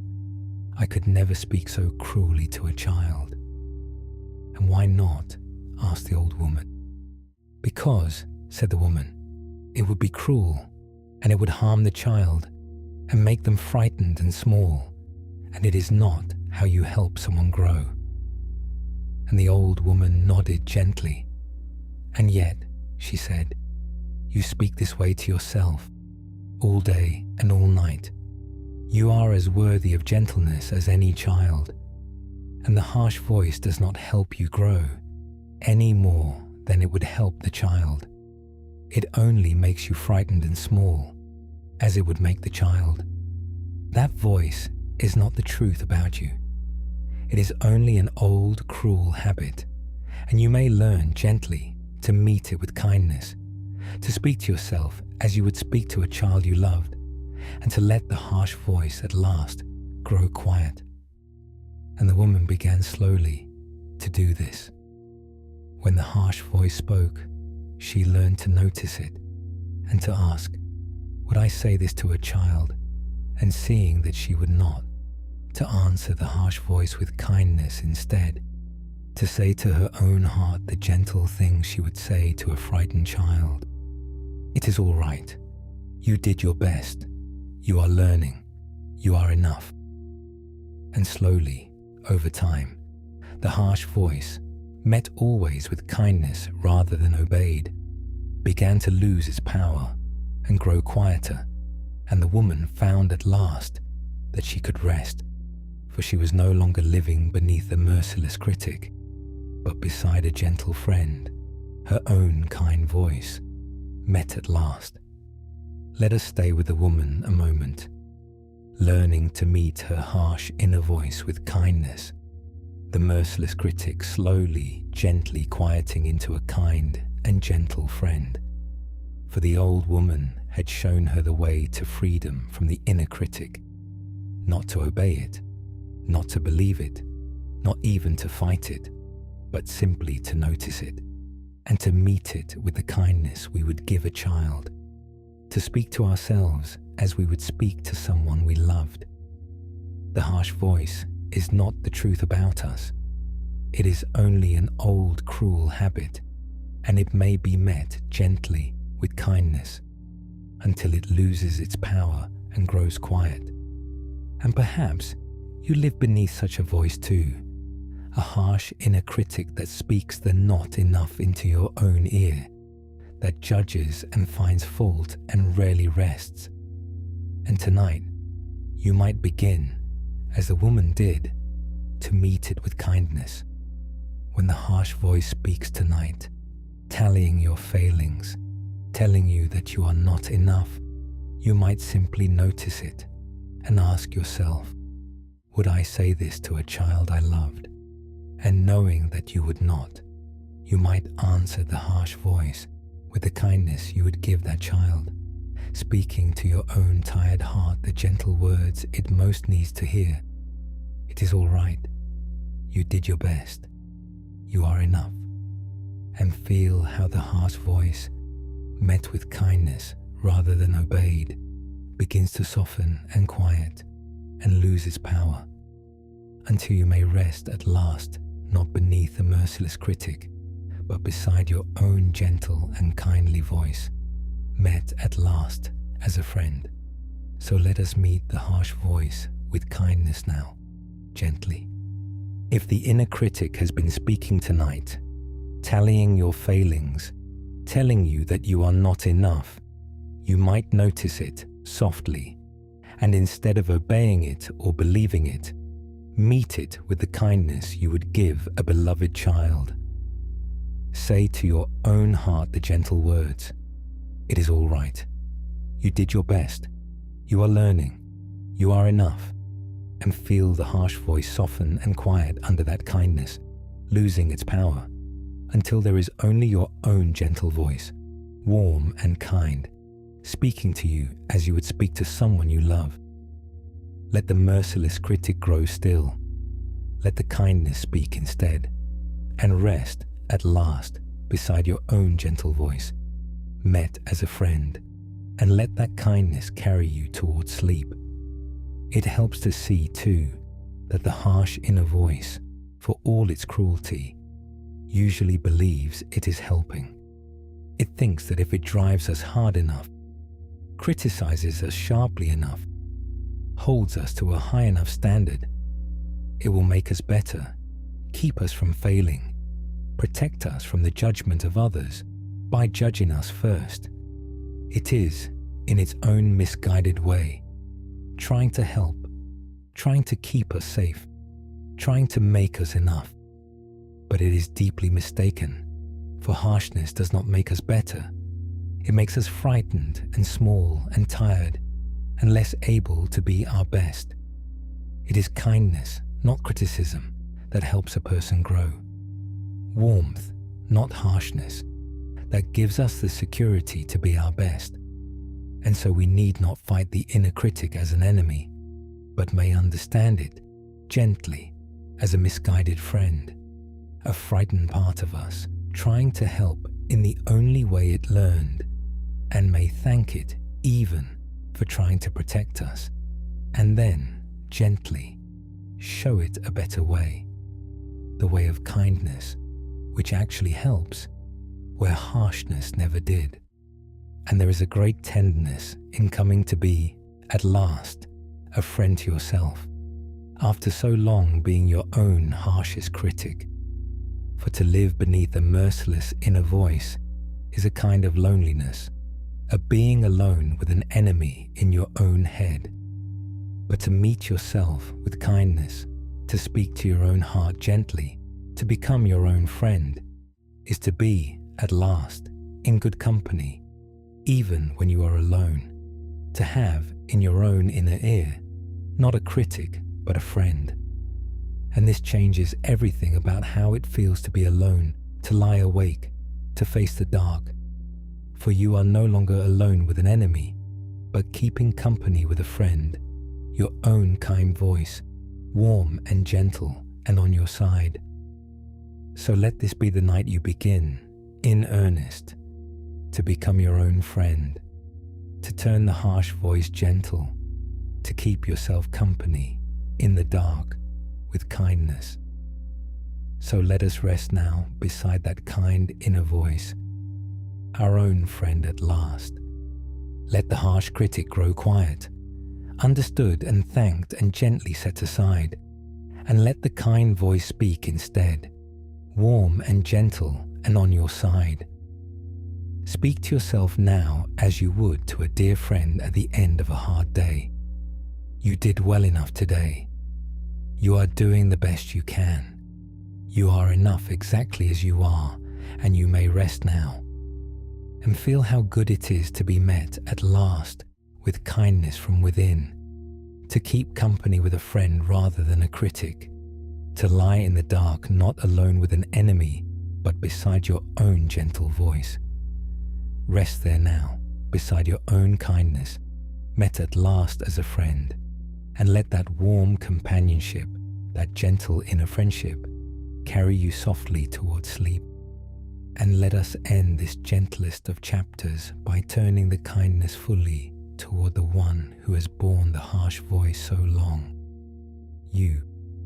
For beneath all the criticism, beneath all the not enough, there has been, this whole time, a tender heart simply trying its best, doing what it could with what it had, longing to be enough and afraid that it was not. And that heart deserves, above all, your kindness. So place a warm hand in your mind over your own heart and offer it, at last, the gentleness it has so long been denied.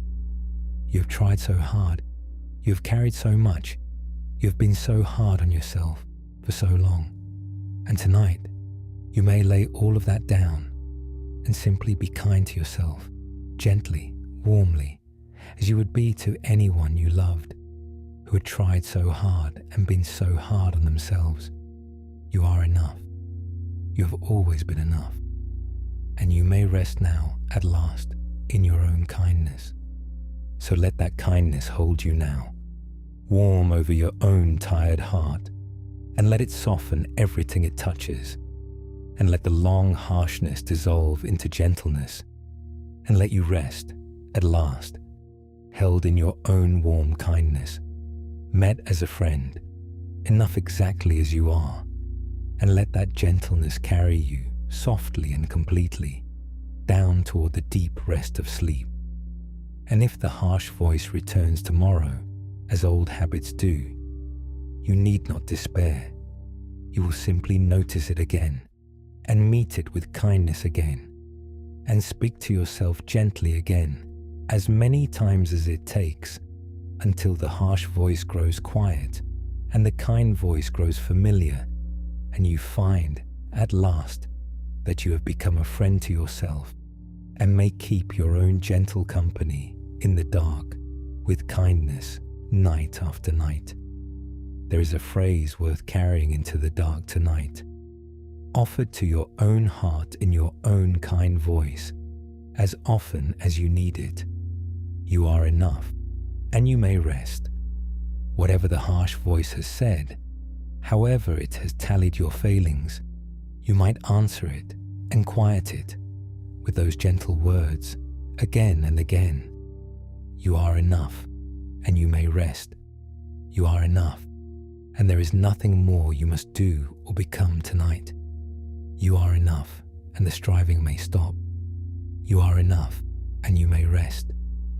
Let those words fall over you now in your own gentle voice, warm and kind and on your side, and let them quiet the last of the harsh voice and soften the last of the not enough, and carry you, wrapped in your own kindness, toward the deep rest you have so long denied yourself and may, at last, tonight, receive.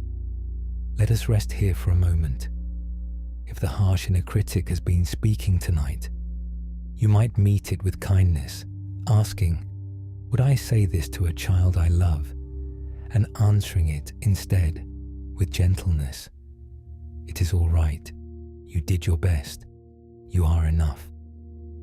Feel the harsh voice soften and quiet under that kindness. Rest beside your own gentle voice, met at last as a friend. When you are ready, we will go on together. We have learned to meet the harsh inner voice with kindness until it softens and quiets. But there is a deeper question beneath even the inner critic, whether there is anything in us that truly needs correcting at all, or whether we are already clean and clear and complete. And so let us turn now gently to a famous old Zen story, one that has been told for many centuries, about a mirror that shines already and needs no polishing at all. For if there is nothing in us that truly needs correcting, then the harsh voice has nothing left to correct, and the striving to fix ourselves has nothing left to fix, and we may rest at last, not only met with kindness, but knowing that there was never anything wrong to begin with, only a brightness that was always there, needing no polishing, clear and complete from the very start. For there is a famous story from the very early days of Zen, one of the most beloved and best known in all the tradition, and it speaks directly to this question of whether there is anything in us that truly needs fixing, or whether we are from the first already clear and complete. It concerns 2 verses written long ago, and though it comes from the world of monasteries and masters, its heart is meant for every one of us who has ever quietly believed that we must scrub ourselves clean and fix all our flaws before we can finally be enough. The story goes that an old master, nearing the end of his life, wished to choose who would carry on his teaching, and he asked the monks to write a verse showing their understanding. And the senior monk, the most learned and respected of them all, wrote a verse that said, in essence, that the mind is like a bright mirror on a stand, and that we must wipe it clean again and again, diligently, so that no dust may gather upon it. It was a good verse, a wise verse, expressing the honest effort of spiritual practice. Keep polishing the mirror of the mind. Keep wiping away the dust of delusion. Keep working to purify yourself. And it captured something true about effort and diligence. But there was a humble worker in the monastery, one who did the kitchen labor, who was thought to be no one special. And when he heard the senior monk's verse, he offered another.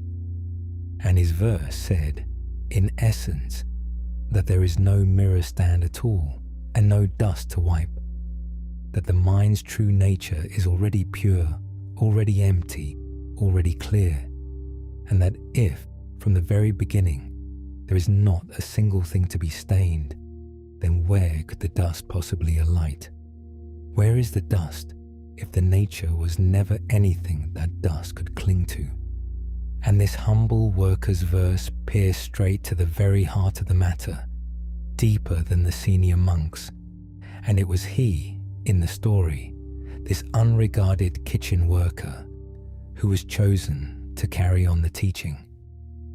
For his verse pointed to something even deeper than diligent effort, that the pure nature we are trying so hard to polish clean was never actually dirty, that the mirror we labor to wipe was always already bright, that there is, in the deepest truth of what we are, nothing to purify, nothing to fix, nothing to scrub clean, because our true nature was never stained in the first place. The senior monk's verse said, "Work hard to clean the mirror," and the worker's verse said, "The mirror was never dirty. There is nothing to clean. It was bright from the very beginning." Let us stay with this a moment, gently, for it holds a very deep and freeing peace. We spend so much of our lives believing we are like a dusty mirror that must be endlessly wiped clean, a flawed thing that must be endlessly polished and corrected and improved before it can be bright, before it can be enough. And there is a truth in the effort of self-improvement, a real value in diligence and growth. But beneath even that, deeper still, is the truth the humble worker pointed to, that our true nature was never actually dusty, never actually flawed, never actually stained, that it is and always was bright and clear and complete from the very beginning, that there is, at the deepest level, nothing to polish, nothing to fix, nothing to scrub clean, because we were never truly dirty at all. The dust we labored to wipe away was never really on the mirror. It was only ever a passing shadow, a cloud across the moon, and the mirror beneath was bright the whole time. And what a rest there is in this, for the one who has labored so long to polish themselves clean. If there is nothing to fix, then all the exhausting effort to fix yourself may finally cease. If the mirror was never dirty, then you may stop the endless wiping and simply rest in the brightness that was always there. If your true nature is already pure, already complete, already enough, then there is nothing to purify before you may rest, no dust to wipe away first, no polishing to finish. There is only the already bright mirror of your true nature, and you may rest in it now, exactly as you are, needing no cleaning at all. You do not have to scrub yourself clean before you are worthy of rest. You are never dirty. You are bright already, clear already, complete already, and you may rest in that brightness now. So let us rest now in the already bright mirror of the true nature, which was never actually dusty. Whatever you have believed you must polish away, whatever flaws you have labored to correct, whatever dust of not enough you have tried to wipe from yourself, you might set the polishing down now and rest in the truth that the mirror was never dirty, that your true nature was bright from the very beginning, that there is nothing to fix, nothing to scrub clean, nothing to purify before you may rest. Let the endless wiping cease. Let the effort to correct yourself grow still, and rest in the already bright, already clear, already complete nature that was yours from the start, needing no cleaning at all. There is nothing to polish tonight. There is only the brightness that was always there, and you may rest in it, exactly as you are, clear and complete and enough from the very beginning. It is worth being clear that this teaching does not dismiss effort or growth or the honest work of becoming kinder and wiser over a life. The senior monk's verse was not wrong. There is a real place for diligence, for tending the heart, for the slow work of a life well lived. But the deeper teaching is that all this effort rests upon a ground that is already whole, that we grow not from a place of lack, but from a place of fullness, that we tend the heart not to make it worthy, but because it is already precious. The difference is everything. To improve ourselves from a belief that we are not enough is exhausting and endless, for the not enough is never satisfied. But to grow from a knowledge that we are already whole, already enough, is a joy, a natural unfolding, like a flower opening not to become worthy of the sun, but simply because it is its nature to open, so we may still grow, still tend the heart, still walk the path. But we do it now from wholeness, not toward it, from enough, not toward enough, resting all the while on the already bright ground of a nature that was never actually dusty. There is an old image that says this another way, the image of gold. Gold may be buried in the earth, covered over with dirt and clay, so that it looks like nothing, like common soil, its brightness hidden. But the gold itself is not changed by the dirt that covers it. It remains gold, pure and bright, beneath the covering. And when the dirt is washed away, the gold shines out exactly as it always was, untarnished, unchanged, bright as ever. The dirt never touched the gold's true nature. It only hid it. And your true nature is like that gold. It may be buried, covered over with the dirt of self-criticism and doubt, and the belief that you are not enough, so that its brightness is hidden even from yourself. But the gold beneath is not tarnished by the covering. It remains pure and bright and complete, exactly as it always was, needing only for the covering to be washed away for its brightness to shine out again, untouched, unchanged, whole. You are not the dirt that covers you. You are the gold beneath, bright and pure and complete, whatever has covered it over. So let us rest now as that gold, bright beneath, whatever has covered it. Whatever dirt of doubt or self-criticism has hidden your brightness, even from yourself, you might trust that beneath it, your true nature is gold still, pure and bright and untarnished, exactly as it always was. You do not have to become gold. You are gold already, only covered over. You do not have to make yourself bright. You are bright already, only hidden.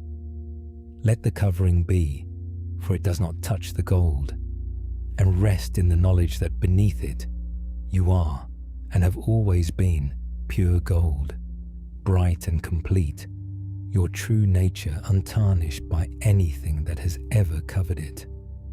And let that deep, unchangeable brightness hold you and settle you and carry you, gold beneath all the dirt, gently towards sleep. And let the body rest now in that unchangeable wholeness, needing no polishing. For the body too, we so often treat as a thing to be corrected, improved, scrubbed towards some perfection. But let it be, tonight, the already whole thing it is, the already bright gold of a living body, needing no correction, complete as it is.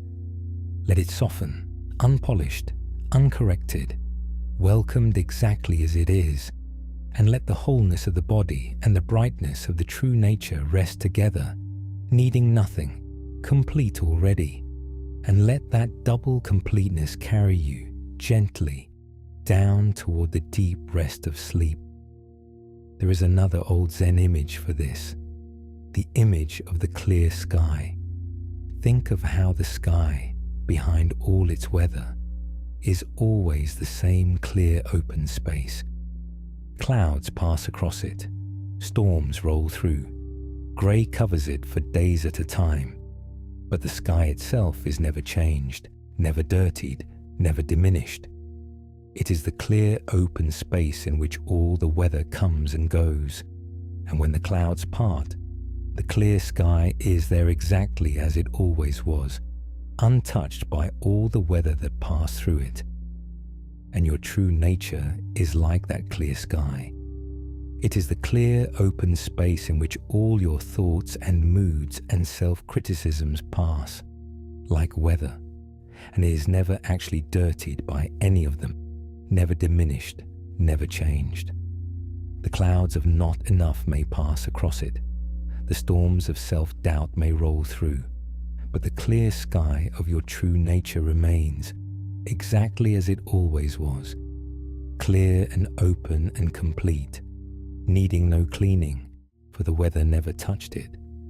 So you may rest as that clear sky tonight, letting the weather of the mind pass through, and knowing that behind it, your true nature is clear and open and whole, untouched by any of it, needing no polishing at all. So let the weather pass now, and rest as the clear sky behind it. Let the clouds of doubt drift across if they will, and the storms of self-criticism roll through, and know that behind them, you are the clear open sky, untouched, undiminished, whole. There is nothing to clean in the sky, and nothing to clean in you. You are clear already, open already, complete already, behind whatever weather passes. Rest as that clear sky, vast and open and untouched, and let the weather of the mind pass through it freely, harming nothing, touching nothing, while you rest in the clear and open wholeness that was always there, and let it carry you, clear and whole and untouched, gently towards sleep. And there is a great and simple rest in ceasing, at last, the endless self-improvement project. For to believe we must polish ourselves clean is to be always at work on ourselves, always correcting, always fixing, never finished. For the project of perfecting oneself has no end. It is exhausting to be always your own unfinished work, always the thing that must be improved before it is acceptable.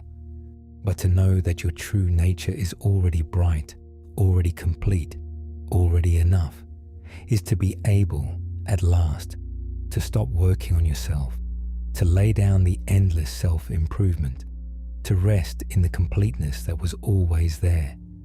And what a rest that is, the rest of one who is no longer their own unfinished project, who may set down the tools and simply be complete and bright and finished already, needing no more work. So set down the tools tonight. Lay down the endless project of fixing yourself, and rest in the already finished, already bright, already complete nature that needs no more work at all, and let that deep rest of the finished and complete carry you gently towards sleep. Let the whole body rest now in that finished completeness, needing no more work. Feel the shoulders drop, released at last from the endless labor of self-improvement. Feel the chest open, no longer straining to polish or perfect. Feel the whole body soften into the already bright, already complete wholeness of what you are, needing no correction, needing no cleaning, needing no more work at all. You are finished already, complete already, bright already. There is nothing more to do to yourself tonight. Let the tools be set down and the work be over, and the body rest in the deep peace of the already complete, and let that peace carry you, finished and bright and whole, gently down towards sleep. And let the breath move slowly now, needing no polishing either, simply the breath, already whole, already complete, coming and going on its own in the dark.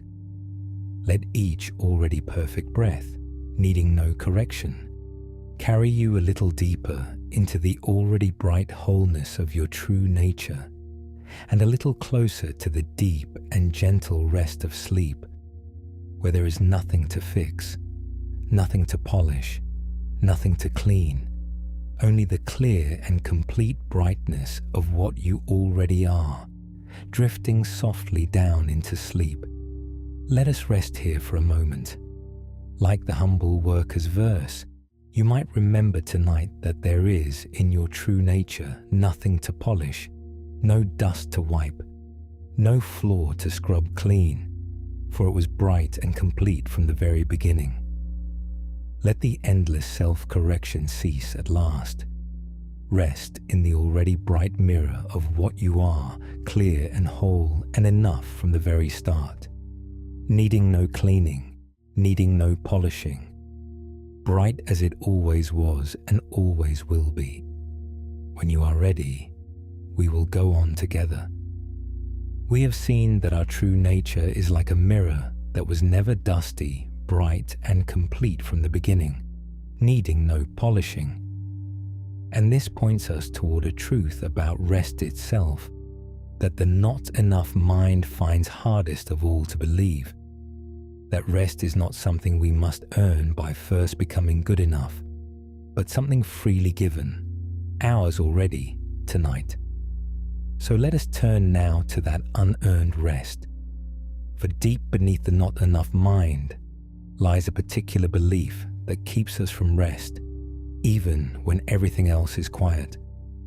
The belief that rest must be earned, that we may only lie down and be at peace once we have done enough, achieved enough, been productive enough, been good enough to deserve it. And so even our rest becomes conditional, something we must qualify for, a reward we may claim only after we have proven ourselves worthy of it.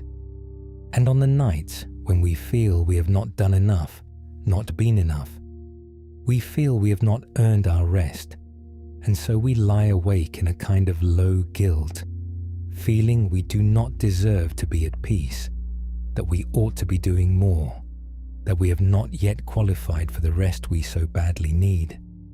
But rest is not earned. This is the freeing truth. Rest is not a wage paid out for productivity, not a reward for having been good enough, not something we must qualify for or deserve. It is freely given, offered to all, as freely as the night falls over everyone alike, as freely as the earth turns toward morning, as freely as the breath comes and goes. You do not have to earn tonight's rest by having been sufficiently productive today. You do not have to deserve your peace by having been good enough. Rest is given freely to the tired and the imperfect and the unfinished, to all who will simply lie down and receive it. It was never a reward to be earned. It was always a gift to be received. Let us explore a story about this. There was a man who believed with his whole heart that rest had to be earned. He worked from before dawn until long after dark, and even then he could not truly rest, for the moment he sat down, a voice would tell him he had not done enough, that there was more he should be doing, that he had not yet earned the right to stop. And so he drove himself, year after year, never allowing himself true rest, never feeling he had done enough to deserve it, growing more and more exhausted, but unable to stop, for stopping felt like a theft, a rest he had not earned. One evening, worn to the bone, he sat at the edge of a field as the sun went down, too tired to go on but too guilty to rest, and an old farmer who owned the field came and sat beside him. And the old farmer looked out at his field, where the crops grew quietly in the fading light, and he said, "Tell me, does my field earn its rest?" The man was puzzled. "Your field," he said. The old farmer nodded. "All winter my field rests. It lies fallow, doing nothing, producing nothing, simply resting under the snow. Did it earn that rest? Did it have to be productive enough first to deserve to lie fallow?" the man thought. "No," he said slowly. "A field just rests in its season. It does not earn it." "Just so," said the old farmer. "And yet the field is not lazy and not unworthy. It is simply following the deep rhythm of things which gives rest freely as part of the natural order, not as a wage to be earned but as a necessity to be received. The field rests because rest is part of life, given freely, needed by all living things, earned by none. And you, my friend, are a living thing, and you need your rest as the field needs its winter, and you do not have to earn it any more than the field does. Rest is not your wage, it is your birthright, as it is the field's. Lie down and rest, not because you have earned it, but because you are alive, and living things must rest, and rest is given freely to all who will receive it." And the man looked out at the quietly resting field, and something in him, held tight for years, finally let go. He had believed his whole life that rest must be earned, and here was the field, resting freely, earning nothing, simply following the deep rhythm that gives rest to all living things. And he understood at last that he did not have to earn his rest either, that it was his freely, as the field's winter was the field's freely, and that he could lie down tonight, not as a reward for having done enough, but simply as a living thing receiving the rest that is given freely to all. Let us stay with the man a moment, looking out at the resting field, understanding at last that rest is given, not earned. For the old farmer had freed him from the heaviest condition of all, the belief that we must earn our rest. The field does not earn its winter, it receives it as part of the deep rhythm of things. And you do not earn your rest, you receive it as a living thing, freely, as the field receives its fallow season. You do not have to have been productive enough today, or good enough, or done enough to deserve to rest tonight. Rest is not a wage. It is given freely to all living things, to the tired and the unfinished and the imperfect, to you tonight, exactly as you are. And this is a deep permission, perhaps the deepest of all for a tired heart, the permission to rest without having earned it. You may lie down tonight, not as a reward for a day well spent, but simply because you are alive, and living things must rest, and rest is given freely to all who will receive it. You do not have to qualify for it. You do not have to deserve it. You have only to receive it, to lie down and let it hold you, freely given, as the night is freely given, as the field's winter is freely given, as the breath is freely given. Let the guilt of not having earned it fall away. Let the belief that you must deserve your rest dissolve, and simply receive the rest that is offered freely to you tonight, exactly as you are, whether you did enough today or not, whether you were good enough or not, freely given, freely yours, freely received. So let us receive that unearned rest now gently, as the field receives its winter. You do not have to have earned this rest. You have only to receive it freely, as a living thing lying down in its season. Let the guilt of not deserving it fall away. Let the belief that rest must be earned dissolve into the deep truth that rest is given freely to all. And lie down now, not as a reward, but as a birthright, receiving the rest that is offered freely to every tired and living thing, to you tonight, exactly as you are. Let yourself be given this rest freely, and rest in it deeply, without having earned a thing, as freely as the field rests under its winter snow. It helps to see where this belief comes from, that rest must be earned, for like the not enough itself, it was learned and can be unlearned. We live in a world that so often measures our worth by our productivity, that praises us for doing and doubts us for resting, that treats rest as idleness and idleness as a failing.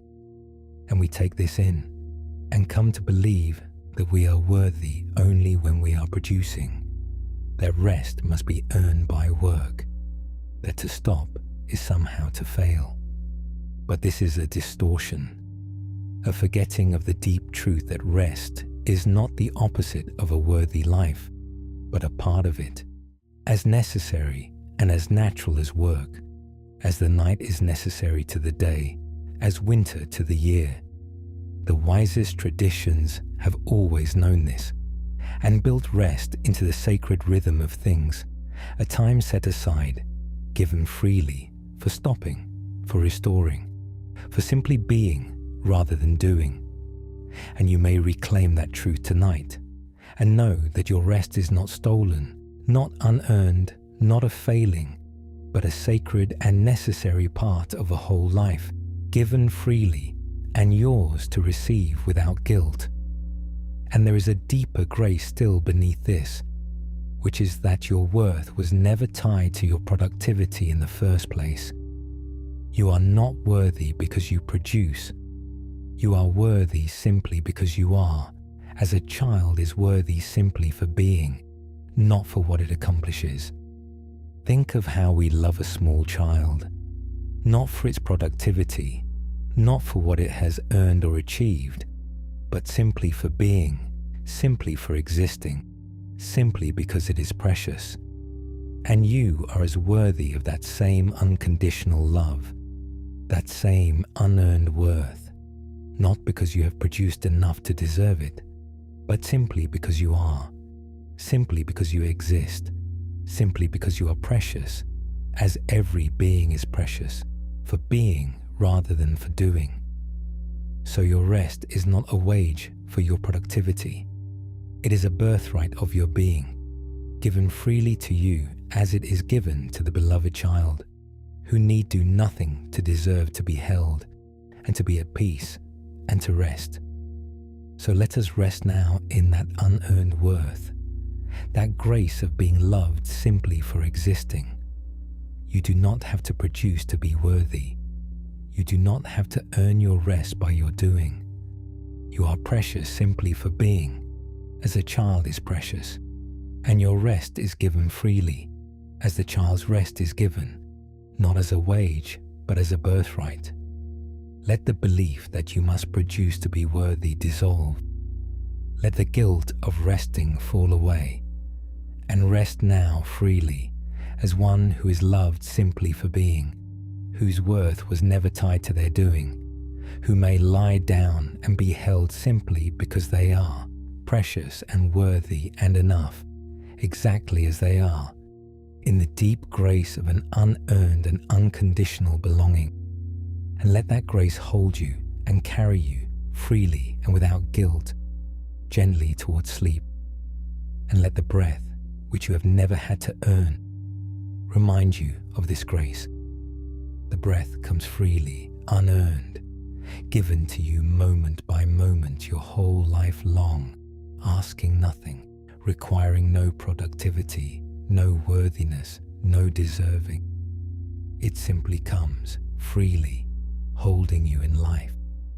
And your rest is given as freely as your breath, unearned, ungrudged, yours simply because you are alive.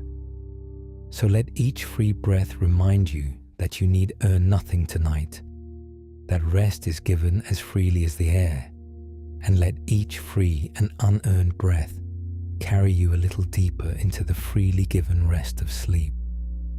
There is a particular sweetness in learning to rest without earning it, for it heals something deep in us, some old wound of feeling that our worth was always conditional, always to be proven, never simply given. To lie down tonight and receive rest freely without having earned it is to give ourselves at last the unconditional welcome we may have longed for all our lives, the message that we are worthy of rest, worthy of peace, worthy of being held, not because of anything we have done, but simply because we are. And this heals slowly the old belief that we must earn our place, our worth, our rest. It teaches the tired heart at last that it is welcome simply for being, that it may rest simply because it is alive, that it need prove nothing, earn nothing, deserve nothing, but may simply be received freely into rest as it is tonight. So let that healing happen now, gently, as you receive your rest freely without earning it. Let the old belief that you must earn your worth, prove your place, deserve your rest, dissolve in the simple, free receiving of a rest that asks nothing of you. You are welcome to rest tonight simply because you are. You are worthy of peace simply because you are. You need prove nothing, earn nothing, deserve nothing. You need only receive freely the rest that is given freely to you, and let it hold you and welcome you and heal in its free and unconditional welcome the old ache of a worth that always had to be earned.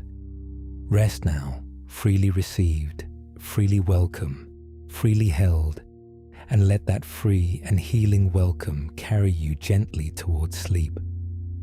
And if the old guilt returns tomorrow night, whispering that you have not done enough to deserve your rest, you need only remember the field that rests freely in its season and receive your rest again, freely without earning it, as many times as it takes, until the guilt grows quiet and the free receiving grows natural, and you lie down each night not as one claiming a wage, but as one receiving a gift, freely given, freely yours.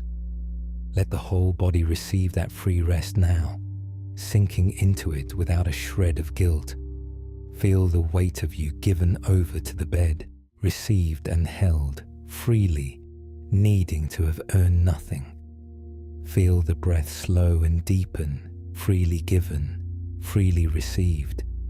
And let the whole of you rest in the deep, unearned, freely given peace of the night, welcome simply because you are, held simply because you are alive, resting freely as the field rests, as the child rests, as every living thing rests, freely and without earning. And let that free rest carry you gently down towards sleep. There is nothing you must do tonight to deserve this rest, and no one you must first become. You are welcome to it now, freely, as you are. Let us rest here for a moment. If you have felt you must earn your rest, you might remember the field that rests freely in its season, earning nothing, and receive your own rest the same way, not as a reward for having done enough, but freely, as a living thing lying down in its time. Let the guilt fall away. Rest is given, not earned. Receive it now freely, exactly as you are. When you are ready, we will go on together. We have received the rest that is given freely, not earned. And now we come to a final image of wholeness, one that gathers all we have explored into a single, simple, complete shape. The circle, drawn in a single breath, whole exactly as it is. So let us turn now, gently, to that circle, brushed in a single living breath, and to the whole and imperfect and complete circle that you already are and have always been. For there is, in the Zen tradition, a simple and beautiful image of wholeness, so simple that it is drawn in a single stroke, and so complete that it needs absolutely nothing added to it. It is a circle, an open circle, brushed in black ink in a single breath, in one unbroken stroke, and it is called, in that tradition, by a name that means simply the circle, and it is drawn again and again by Zen hands as a whole meditation in itself. And this circle is one of the deepest expressions of Zen, for it represents wholeness, completeness, the whole of things caught and held in a single round living stroke, enlightenment itself, the moment whole and complete exactly as it is. And what is most beautiful about this circle, and most freeing for a tired and self-critical heart, is that it is never perfect, and it doesn't need to be. It is brushed in a single breath, and so it carries the imperfections of that breath. A place where the ink pooled, a place where it thinned, a place where the stroke was not quite even, an opening where the circle does not quite close. And yet it is whole, it is complete. Its imperfections are not flaws in its wholeness. They are part of its wholeness, the marks of its being made in a single living breath. And it is complete precisely as it is, imperfections and all. Let us explore a story about this. There was a Zen painter who was famous for these circles, and students came from far away to watch him brush them, hoping to learn the secret of his art. And one earnest student, watching, was troubled, for the master's circles were never perfect. Each one had its irregularities, its uneven places, its openings where the circle did not quite meet. And the student, who believed that mastery meant perfection, set about trying to brush a perfect circle, one that was flawless, even, perfectly closed. He practiced for months, striving for the perfect circle, and grew frustrated, for no matter how hard he tried, his circles always had some small imperfection, some place where they fell short of the perfection he sought. And at last, discouraged, he came to the master and said, "I cannot brush a perfect circle. However hard I try, there is always some flaw. How do you brush yours so that they are complete?" And the master smiled and brushed a single circle in one breath, with its usual small irregularities, its uneven ink, its slight opening, and he held it up. "This circle," he said, "is complete." And the student said, "But master, it is not perfect. Look, it is uneven here, and it does not quite close there." And the master said gently, "You are looking for perfection, and so you cannot see wholeness. This circle is not perfect, and it was never meant to be. It is whole. It was brushed in a single breath, a single living moment, and it holds that whole moment, imperfections and all, complete exactly as it is. Its unevenness is not a flaw in its wholeness. It is part of its wholeness, the very mark of its being alive, made in a single living breath by a living hand, rather than machine cold and even to a dead and lifeless perfection. A perfect circle would be a lesser thing, a dead thing. This imperfect one is alive and whole and complete precisely because it is alive. You have been trying to make a perfect circle, and so you have missed the whole one. Stop seeking perfection, and you will find wholeness, which was there all along, in every imperfect, living, complete circle you ever brushed.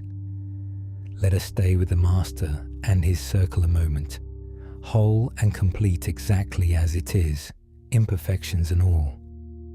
For the painter had shown the student, and shows us, the difference between perfection and wholeness, and it is one of the most freeing distinctions there is. Perfection is a demand, an impossible standard, a flawlessness that living things can never reach and were never meant to reach. But wholeness is something else entirely. It is completeness exactly as one is, imperfections and all. It is the fullness of a single living moment, uneven and irregular and complete. It is what every living thing already is, whole in its very imperfection, complete in its very unevenness. The circle was whole, not despite its imperfections, but including them, complete as exactly what it was. and you are whole in exactly the same way. Not perfect and never meant to be, but whole, complete exactly as you are. Your imperfections, not flaws in your wholeness, but part of it. The marks of your being a living, breathing, real and complete human being. Whole in your very imperfection.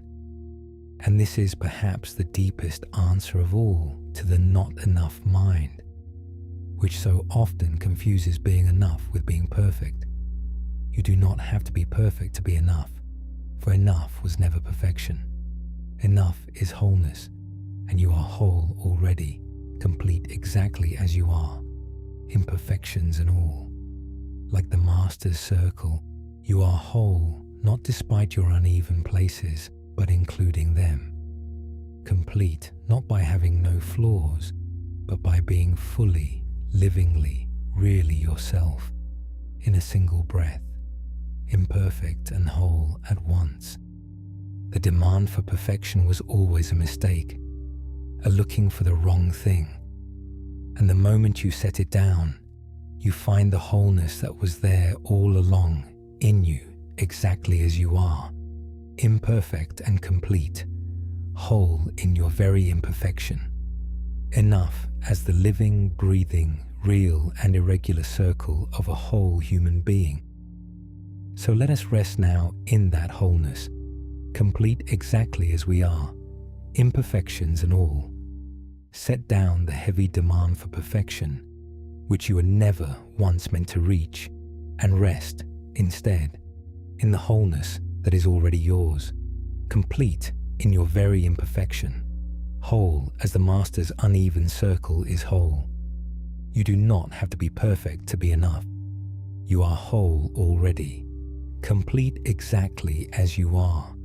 Your flaws and unfinished places not marks against your wholeness, but part of it. The marks of your being a living, real, complete human being. Let the demand for perfection dissolve. Let yourself be whole, imperfect and complete, exactly as you are, brushed in a single living breath, whole in your very unevenness, and rest in that wholeness, the deep and gentle completeness of being fully, imperfectly, wholly yourself, and let it carry you, complete exactly as you are, gently towards sleep. There is a whole way of seeing in the Zen and Japanese traditions that finds beauty precisely in imperfection, in the incomplete, in the marks of age and use and wear. And it has much to teach a heart that believes it must be flawless to be enough. It sees the beauty in a cracked bowl mended with gold, the crack not hidden but honored, made beautiful, part of the bowl's story and its worth. It sees the beauty in the weathered, the worn, the asymmetrical, the incomplete, finding in these not failures of perfection, but a deeper and truer beauty, the beauty of real things, living things, things that bear the marks of time and use and life. And this way of seeing offers a deep gift to the not enough mind, that your imperfections, your cracks, your weathered and worn places are not failures to be hidden, but part of your beauty, part of your wholeness, the marks of a real and living and used and loved existence. The cracked bowl mended with gold is more beautiful, not less, for its crack, and you are more whole, not less, for the marks of your living, your failings and your mendings, your weathered and imperfect and utterly real humanity. So you need not hide your cracks tonight, or be ashamed of your imperfections, or wish yourself flawless. Your cracks are mended with gold. Your imperfections are part of your beauty.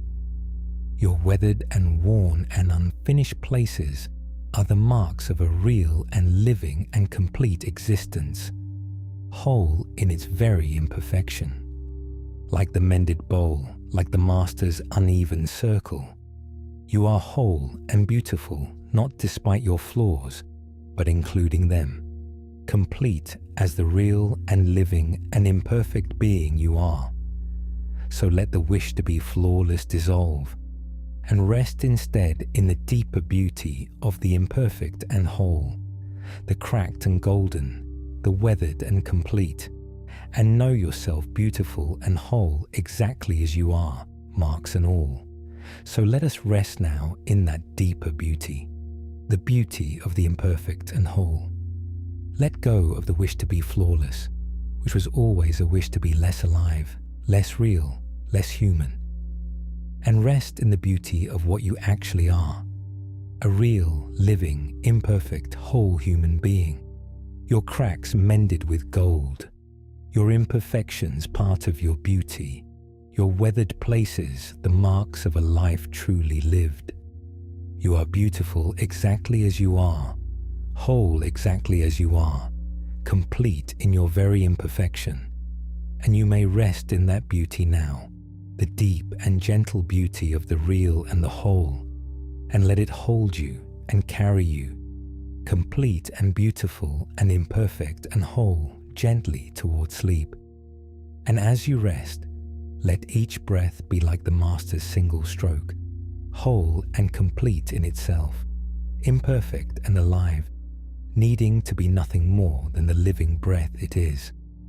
Let each imperfect, living, complete breath carry you a little deeper into the wholeness that was always yours, and a little closer to the deep rest of sleep, whole exactly as you are, imperfect and complete.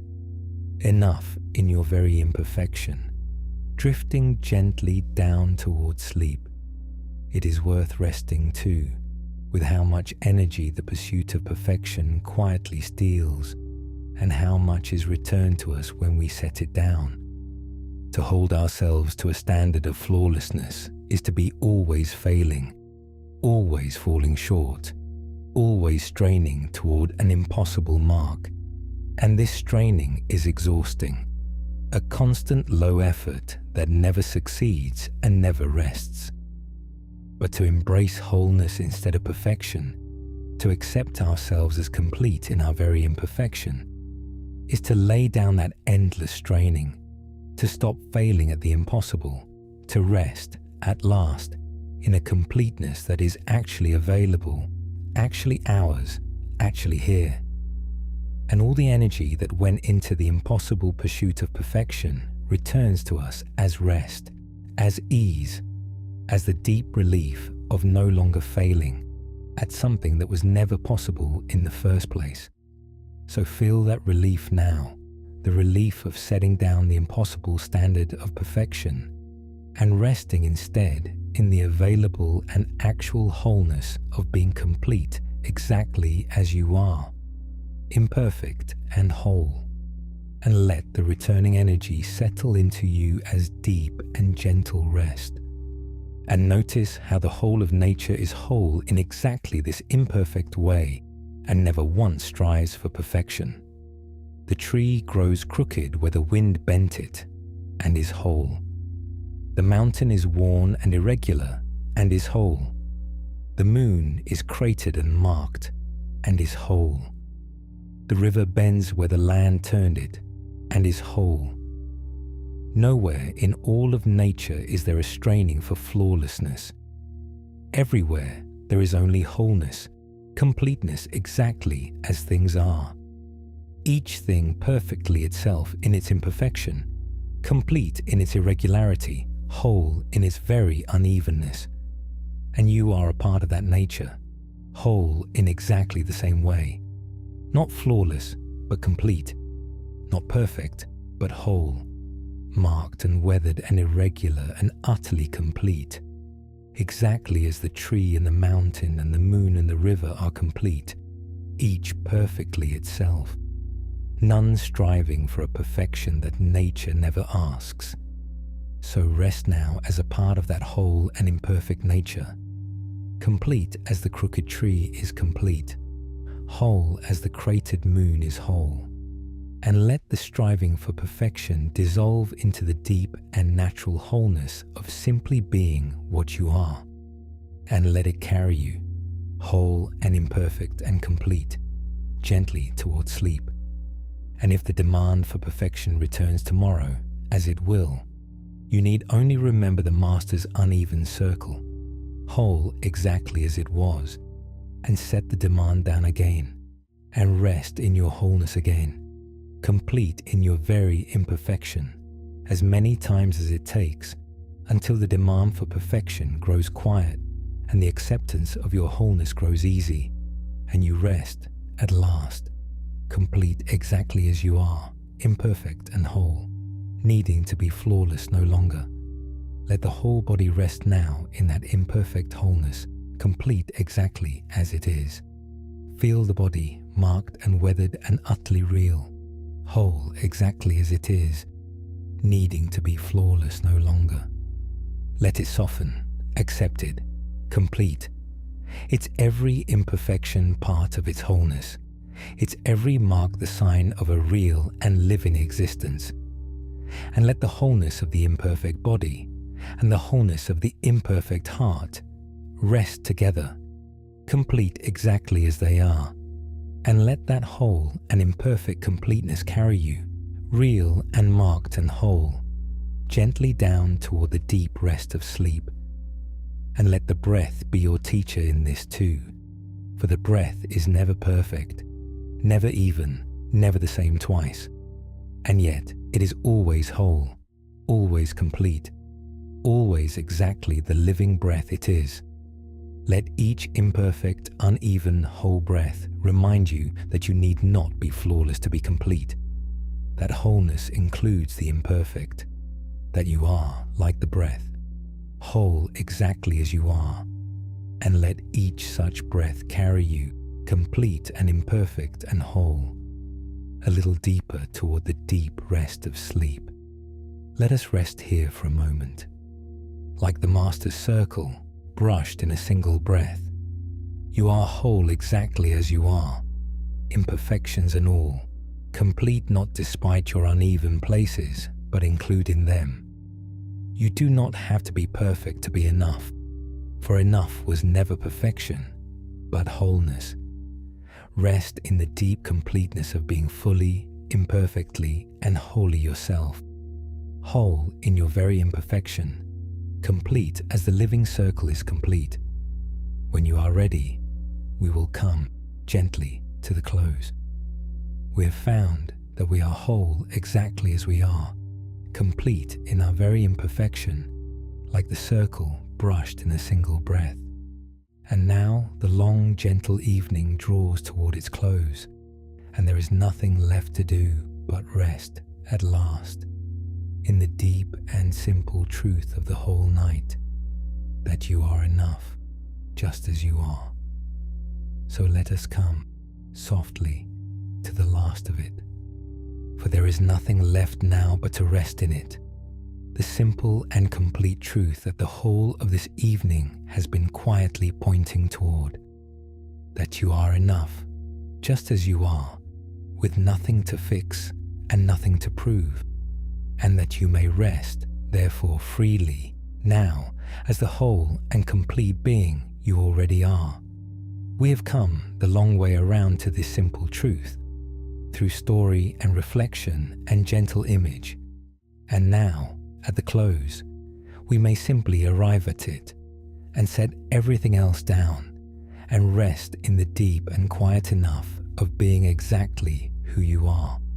We have come a long and gentle way together this evening, and it is worth gathering it up softly before we let it all dissolve into sleep. We began with the tired, striving heart, and the not enough mind that sets us on a road with no end. And we stepped off that road and set the question down. We found the jewel already sewn into us, the wholeness we carried all along. We saw that our completeness is like the moon, always full behind whatever clouds may pass. We set down the masks we wear and met the true face beneath.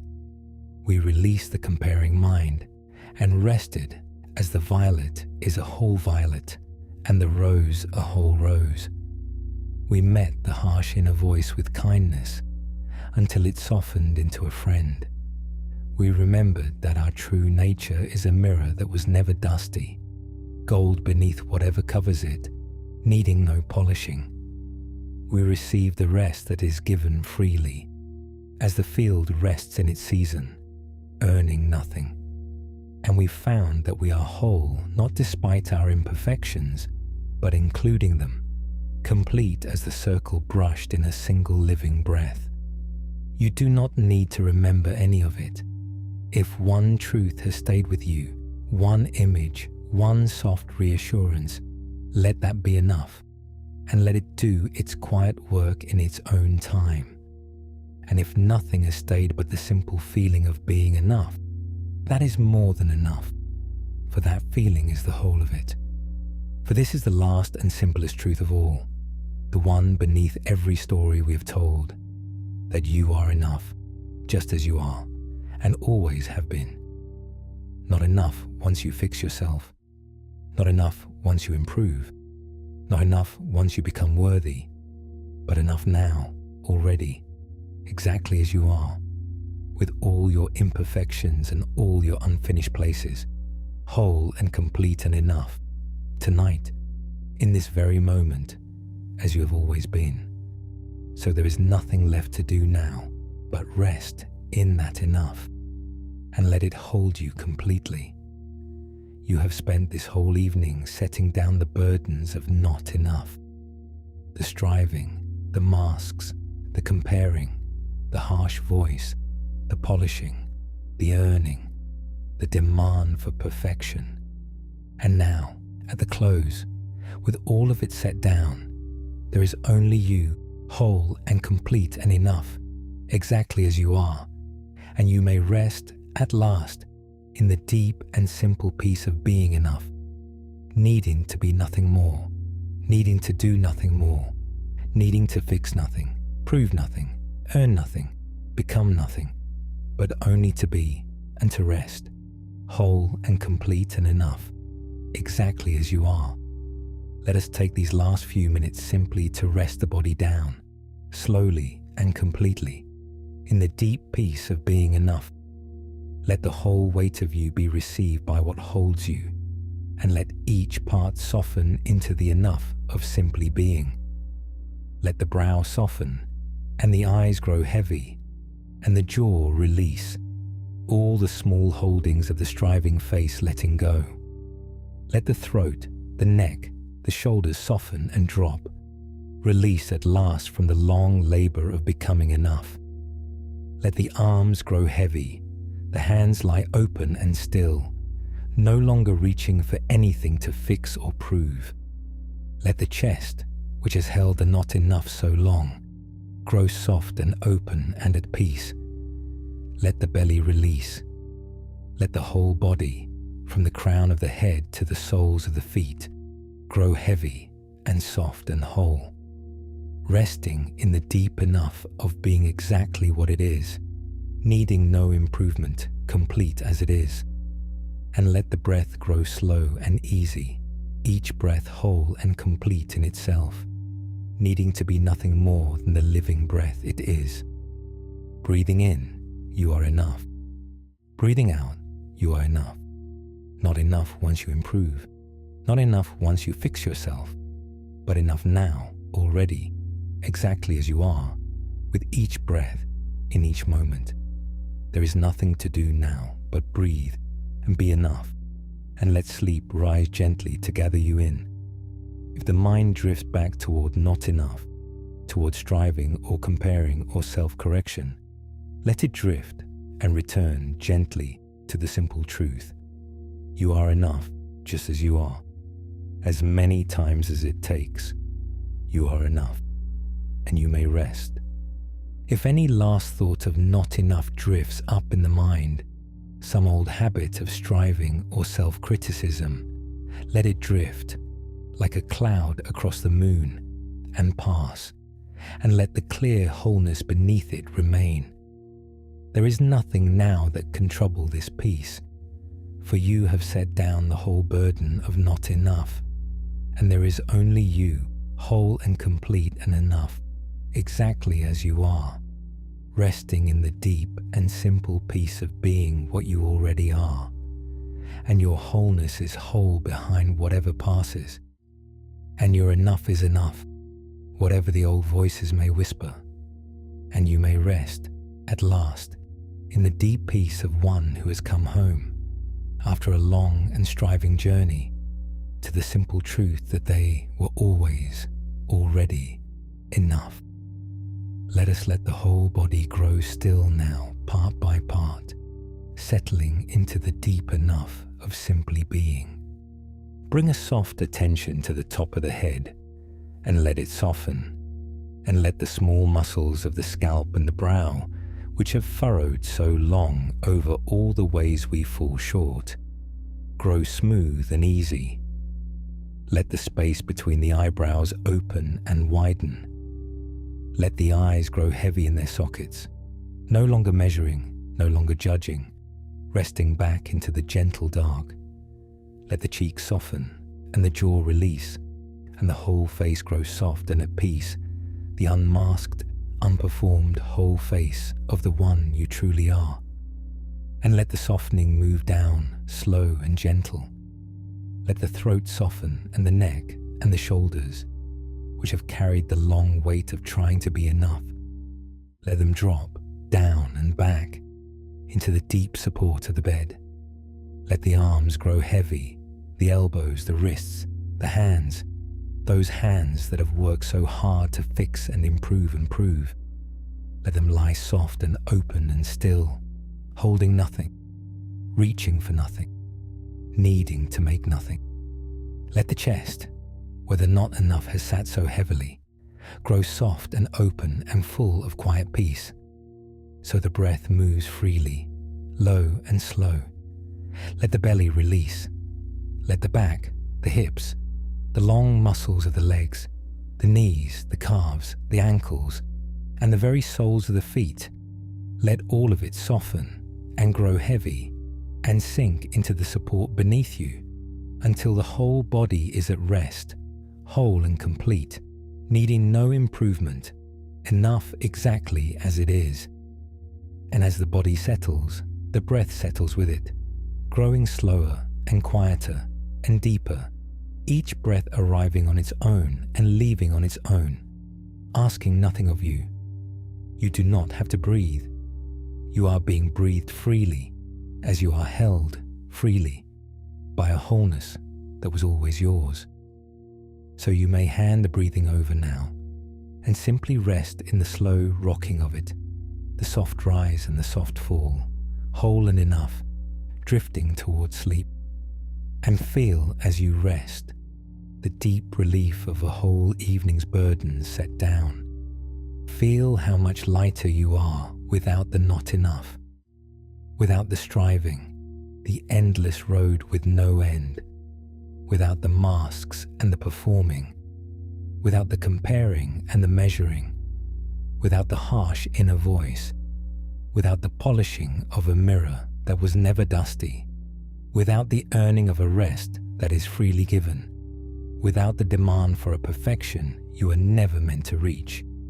All of it set down, and in its place only this, the simple, whole, complete enough of being exactly who you are, resting in the dark, needing nothing, lacking nothing, complete already, enough already, whole already.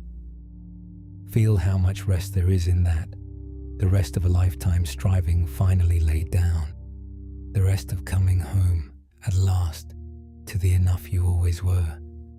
There is a great comfort in remembering, as you drift, that you are not alone in this, that all around you, across the whole sleeping world, countless other hearts are laying down their own burdens of not enough tonight, each of them whole already, each of them enough already, each of them coming home as you are, to the simple truth that they were always enough. All the tired, striving, self-critical hearts, all the ones who laid down tonight feeling they had not done enough, been enough, become enough, all of them whole the whole time, enough the whole time, coming home with you, to the deep peace of being exactly what they are. You are one whole heart among countless whole hearts, one enough being among all the enough beings, all of you resting tonight in the wholeness that was always yours. Let those thoughts grow soft and slow now and fade, and let even them go. There is nothing left to think, nothing left to do, nothing left to become.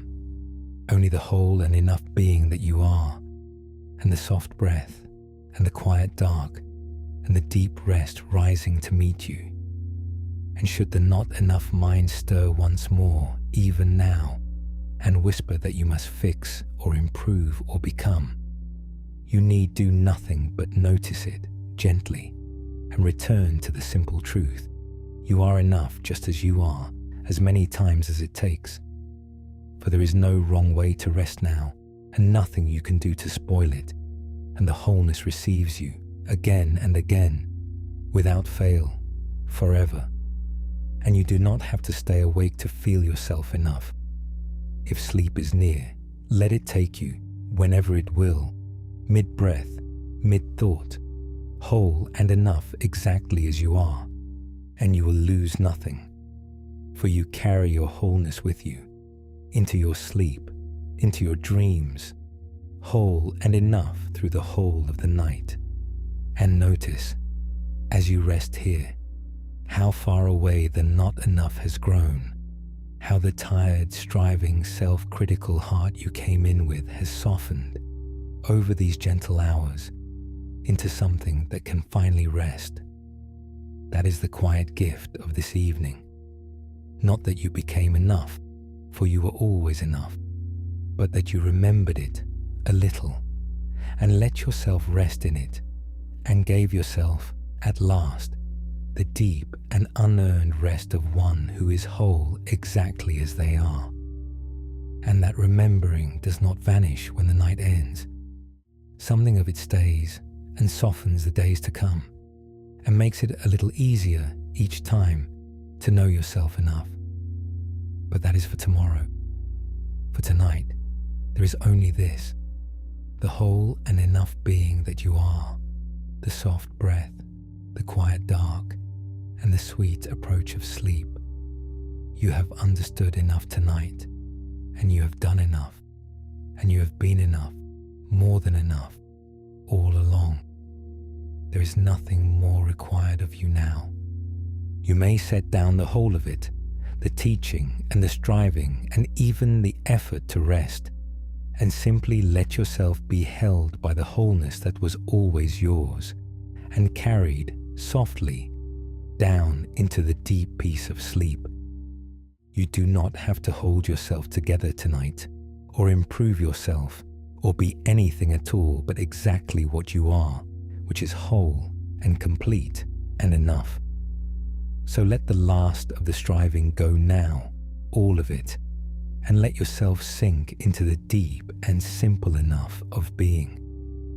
Let the shoulders release the last of their long holding. Let the heart release the last of the not enough. Let the whole of you settle into the quiet truth that there is nothing to fix, nothing to prove, nothing to become, only to be and to rest and to sleep, whole and complete and enough, exactly as you are, held gently in the dark, carried softly toward the morning. May you be at peace tonight and always with the whole and complete being you already are. May you remember when the not enough mind returns that you carry the jewel already, that the moon is whole behind the clouds, that you need not polish a mirror that was never dusty.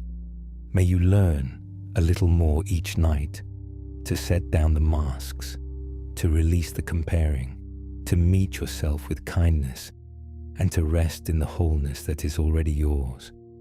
And may you rest now, tonight, as deeply and as freely as you need to rest, not as a reward for having become enough, but freely, as the whole and complete and entirely enough being you already are.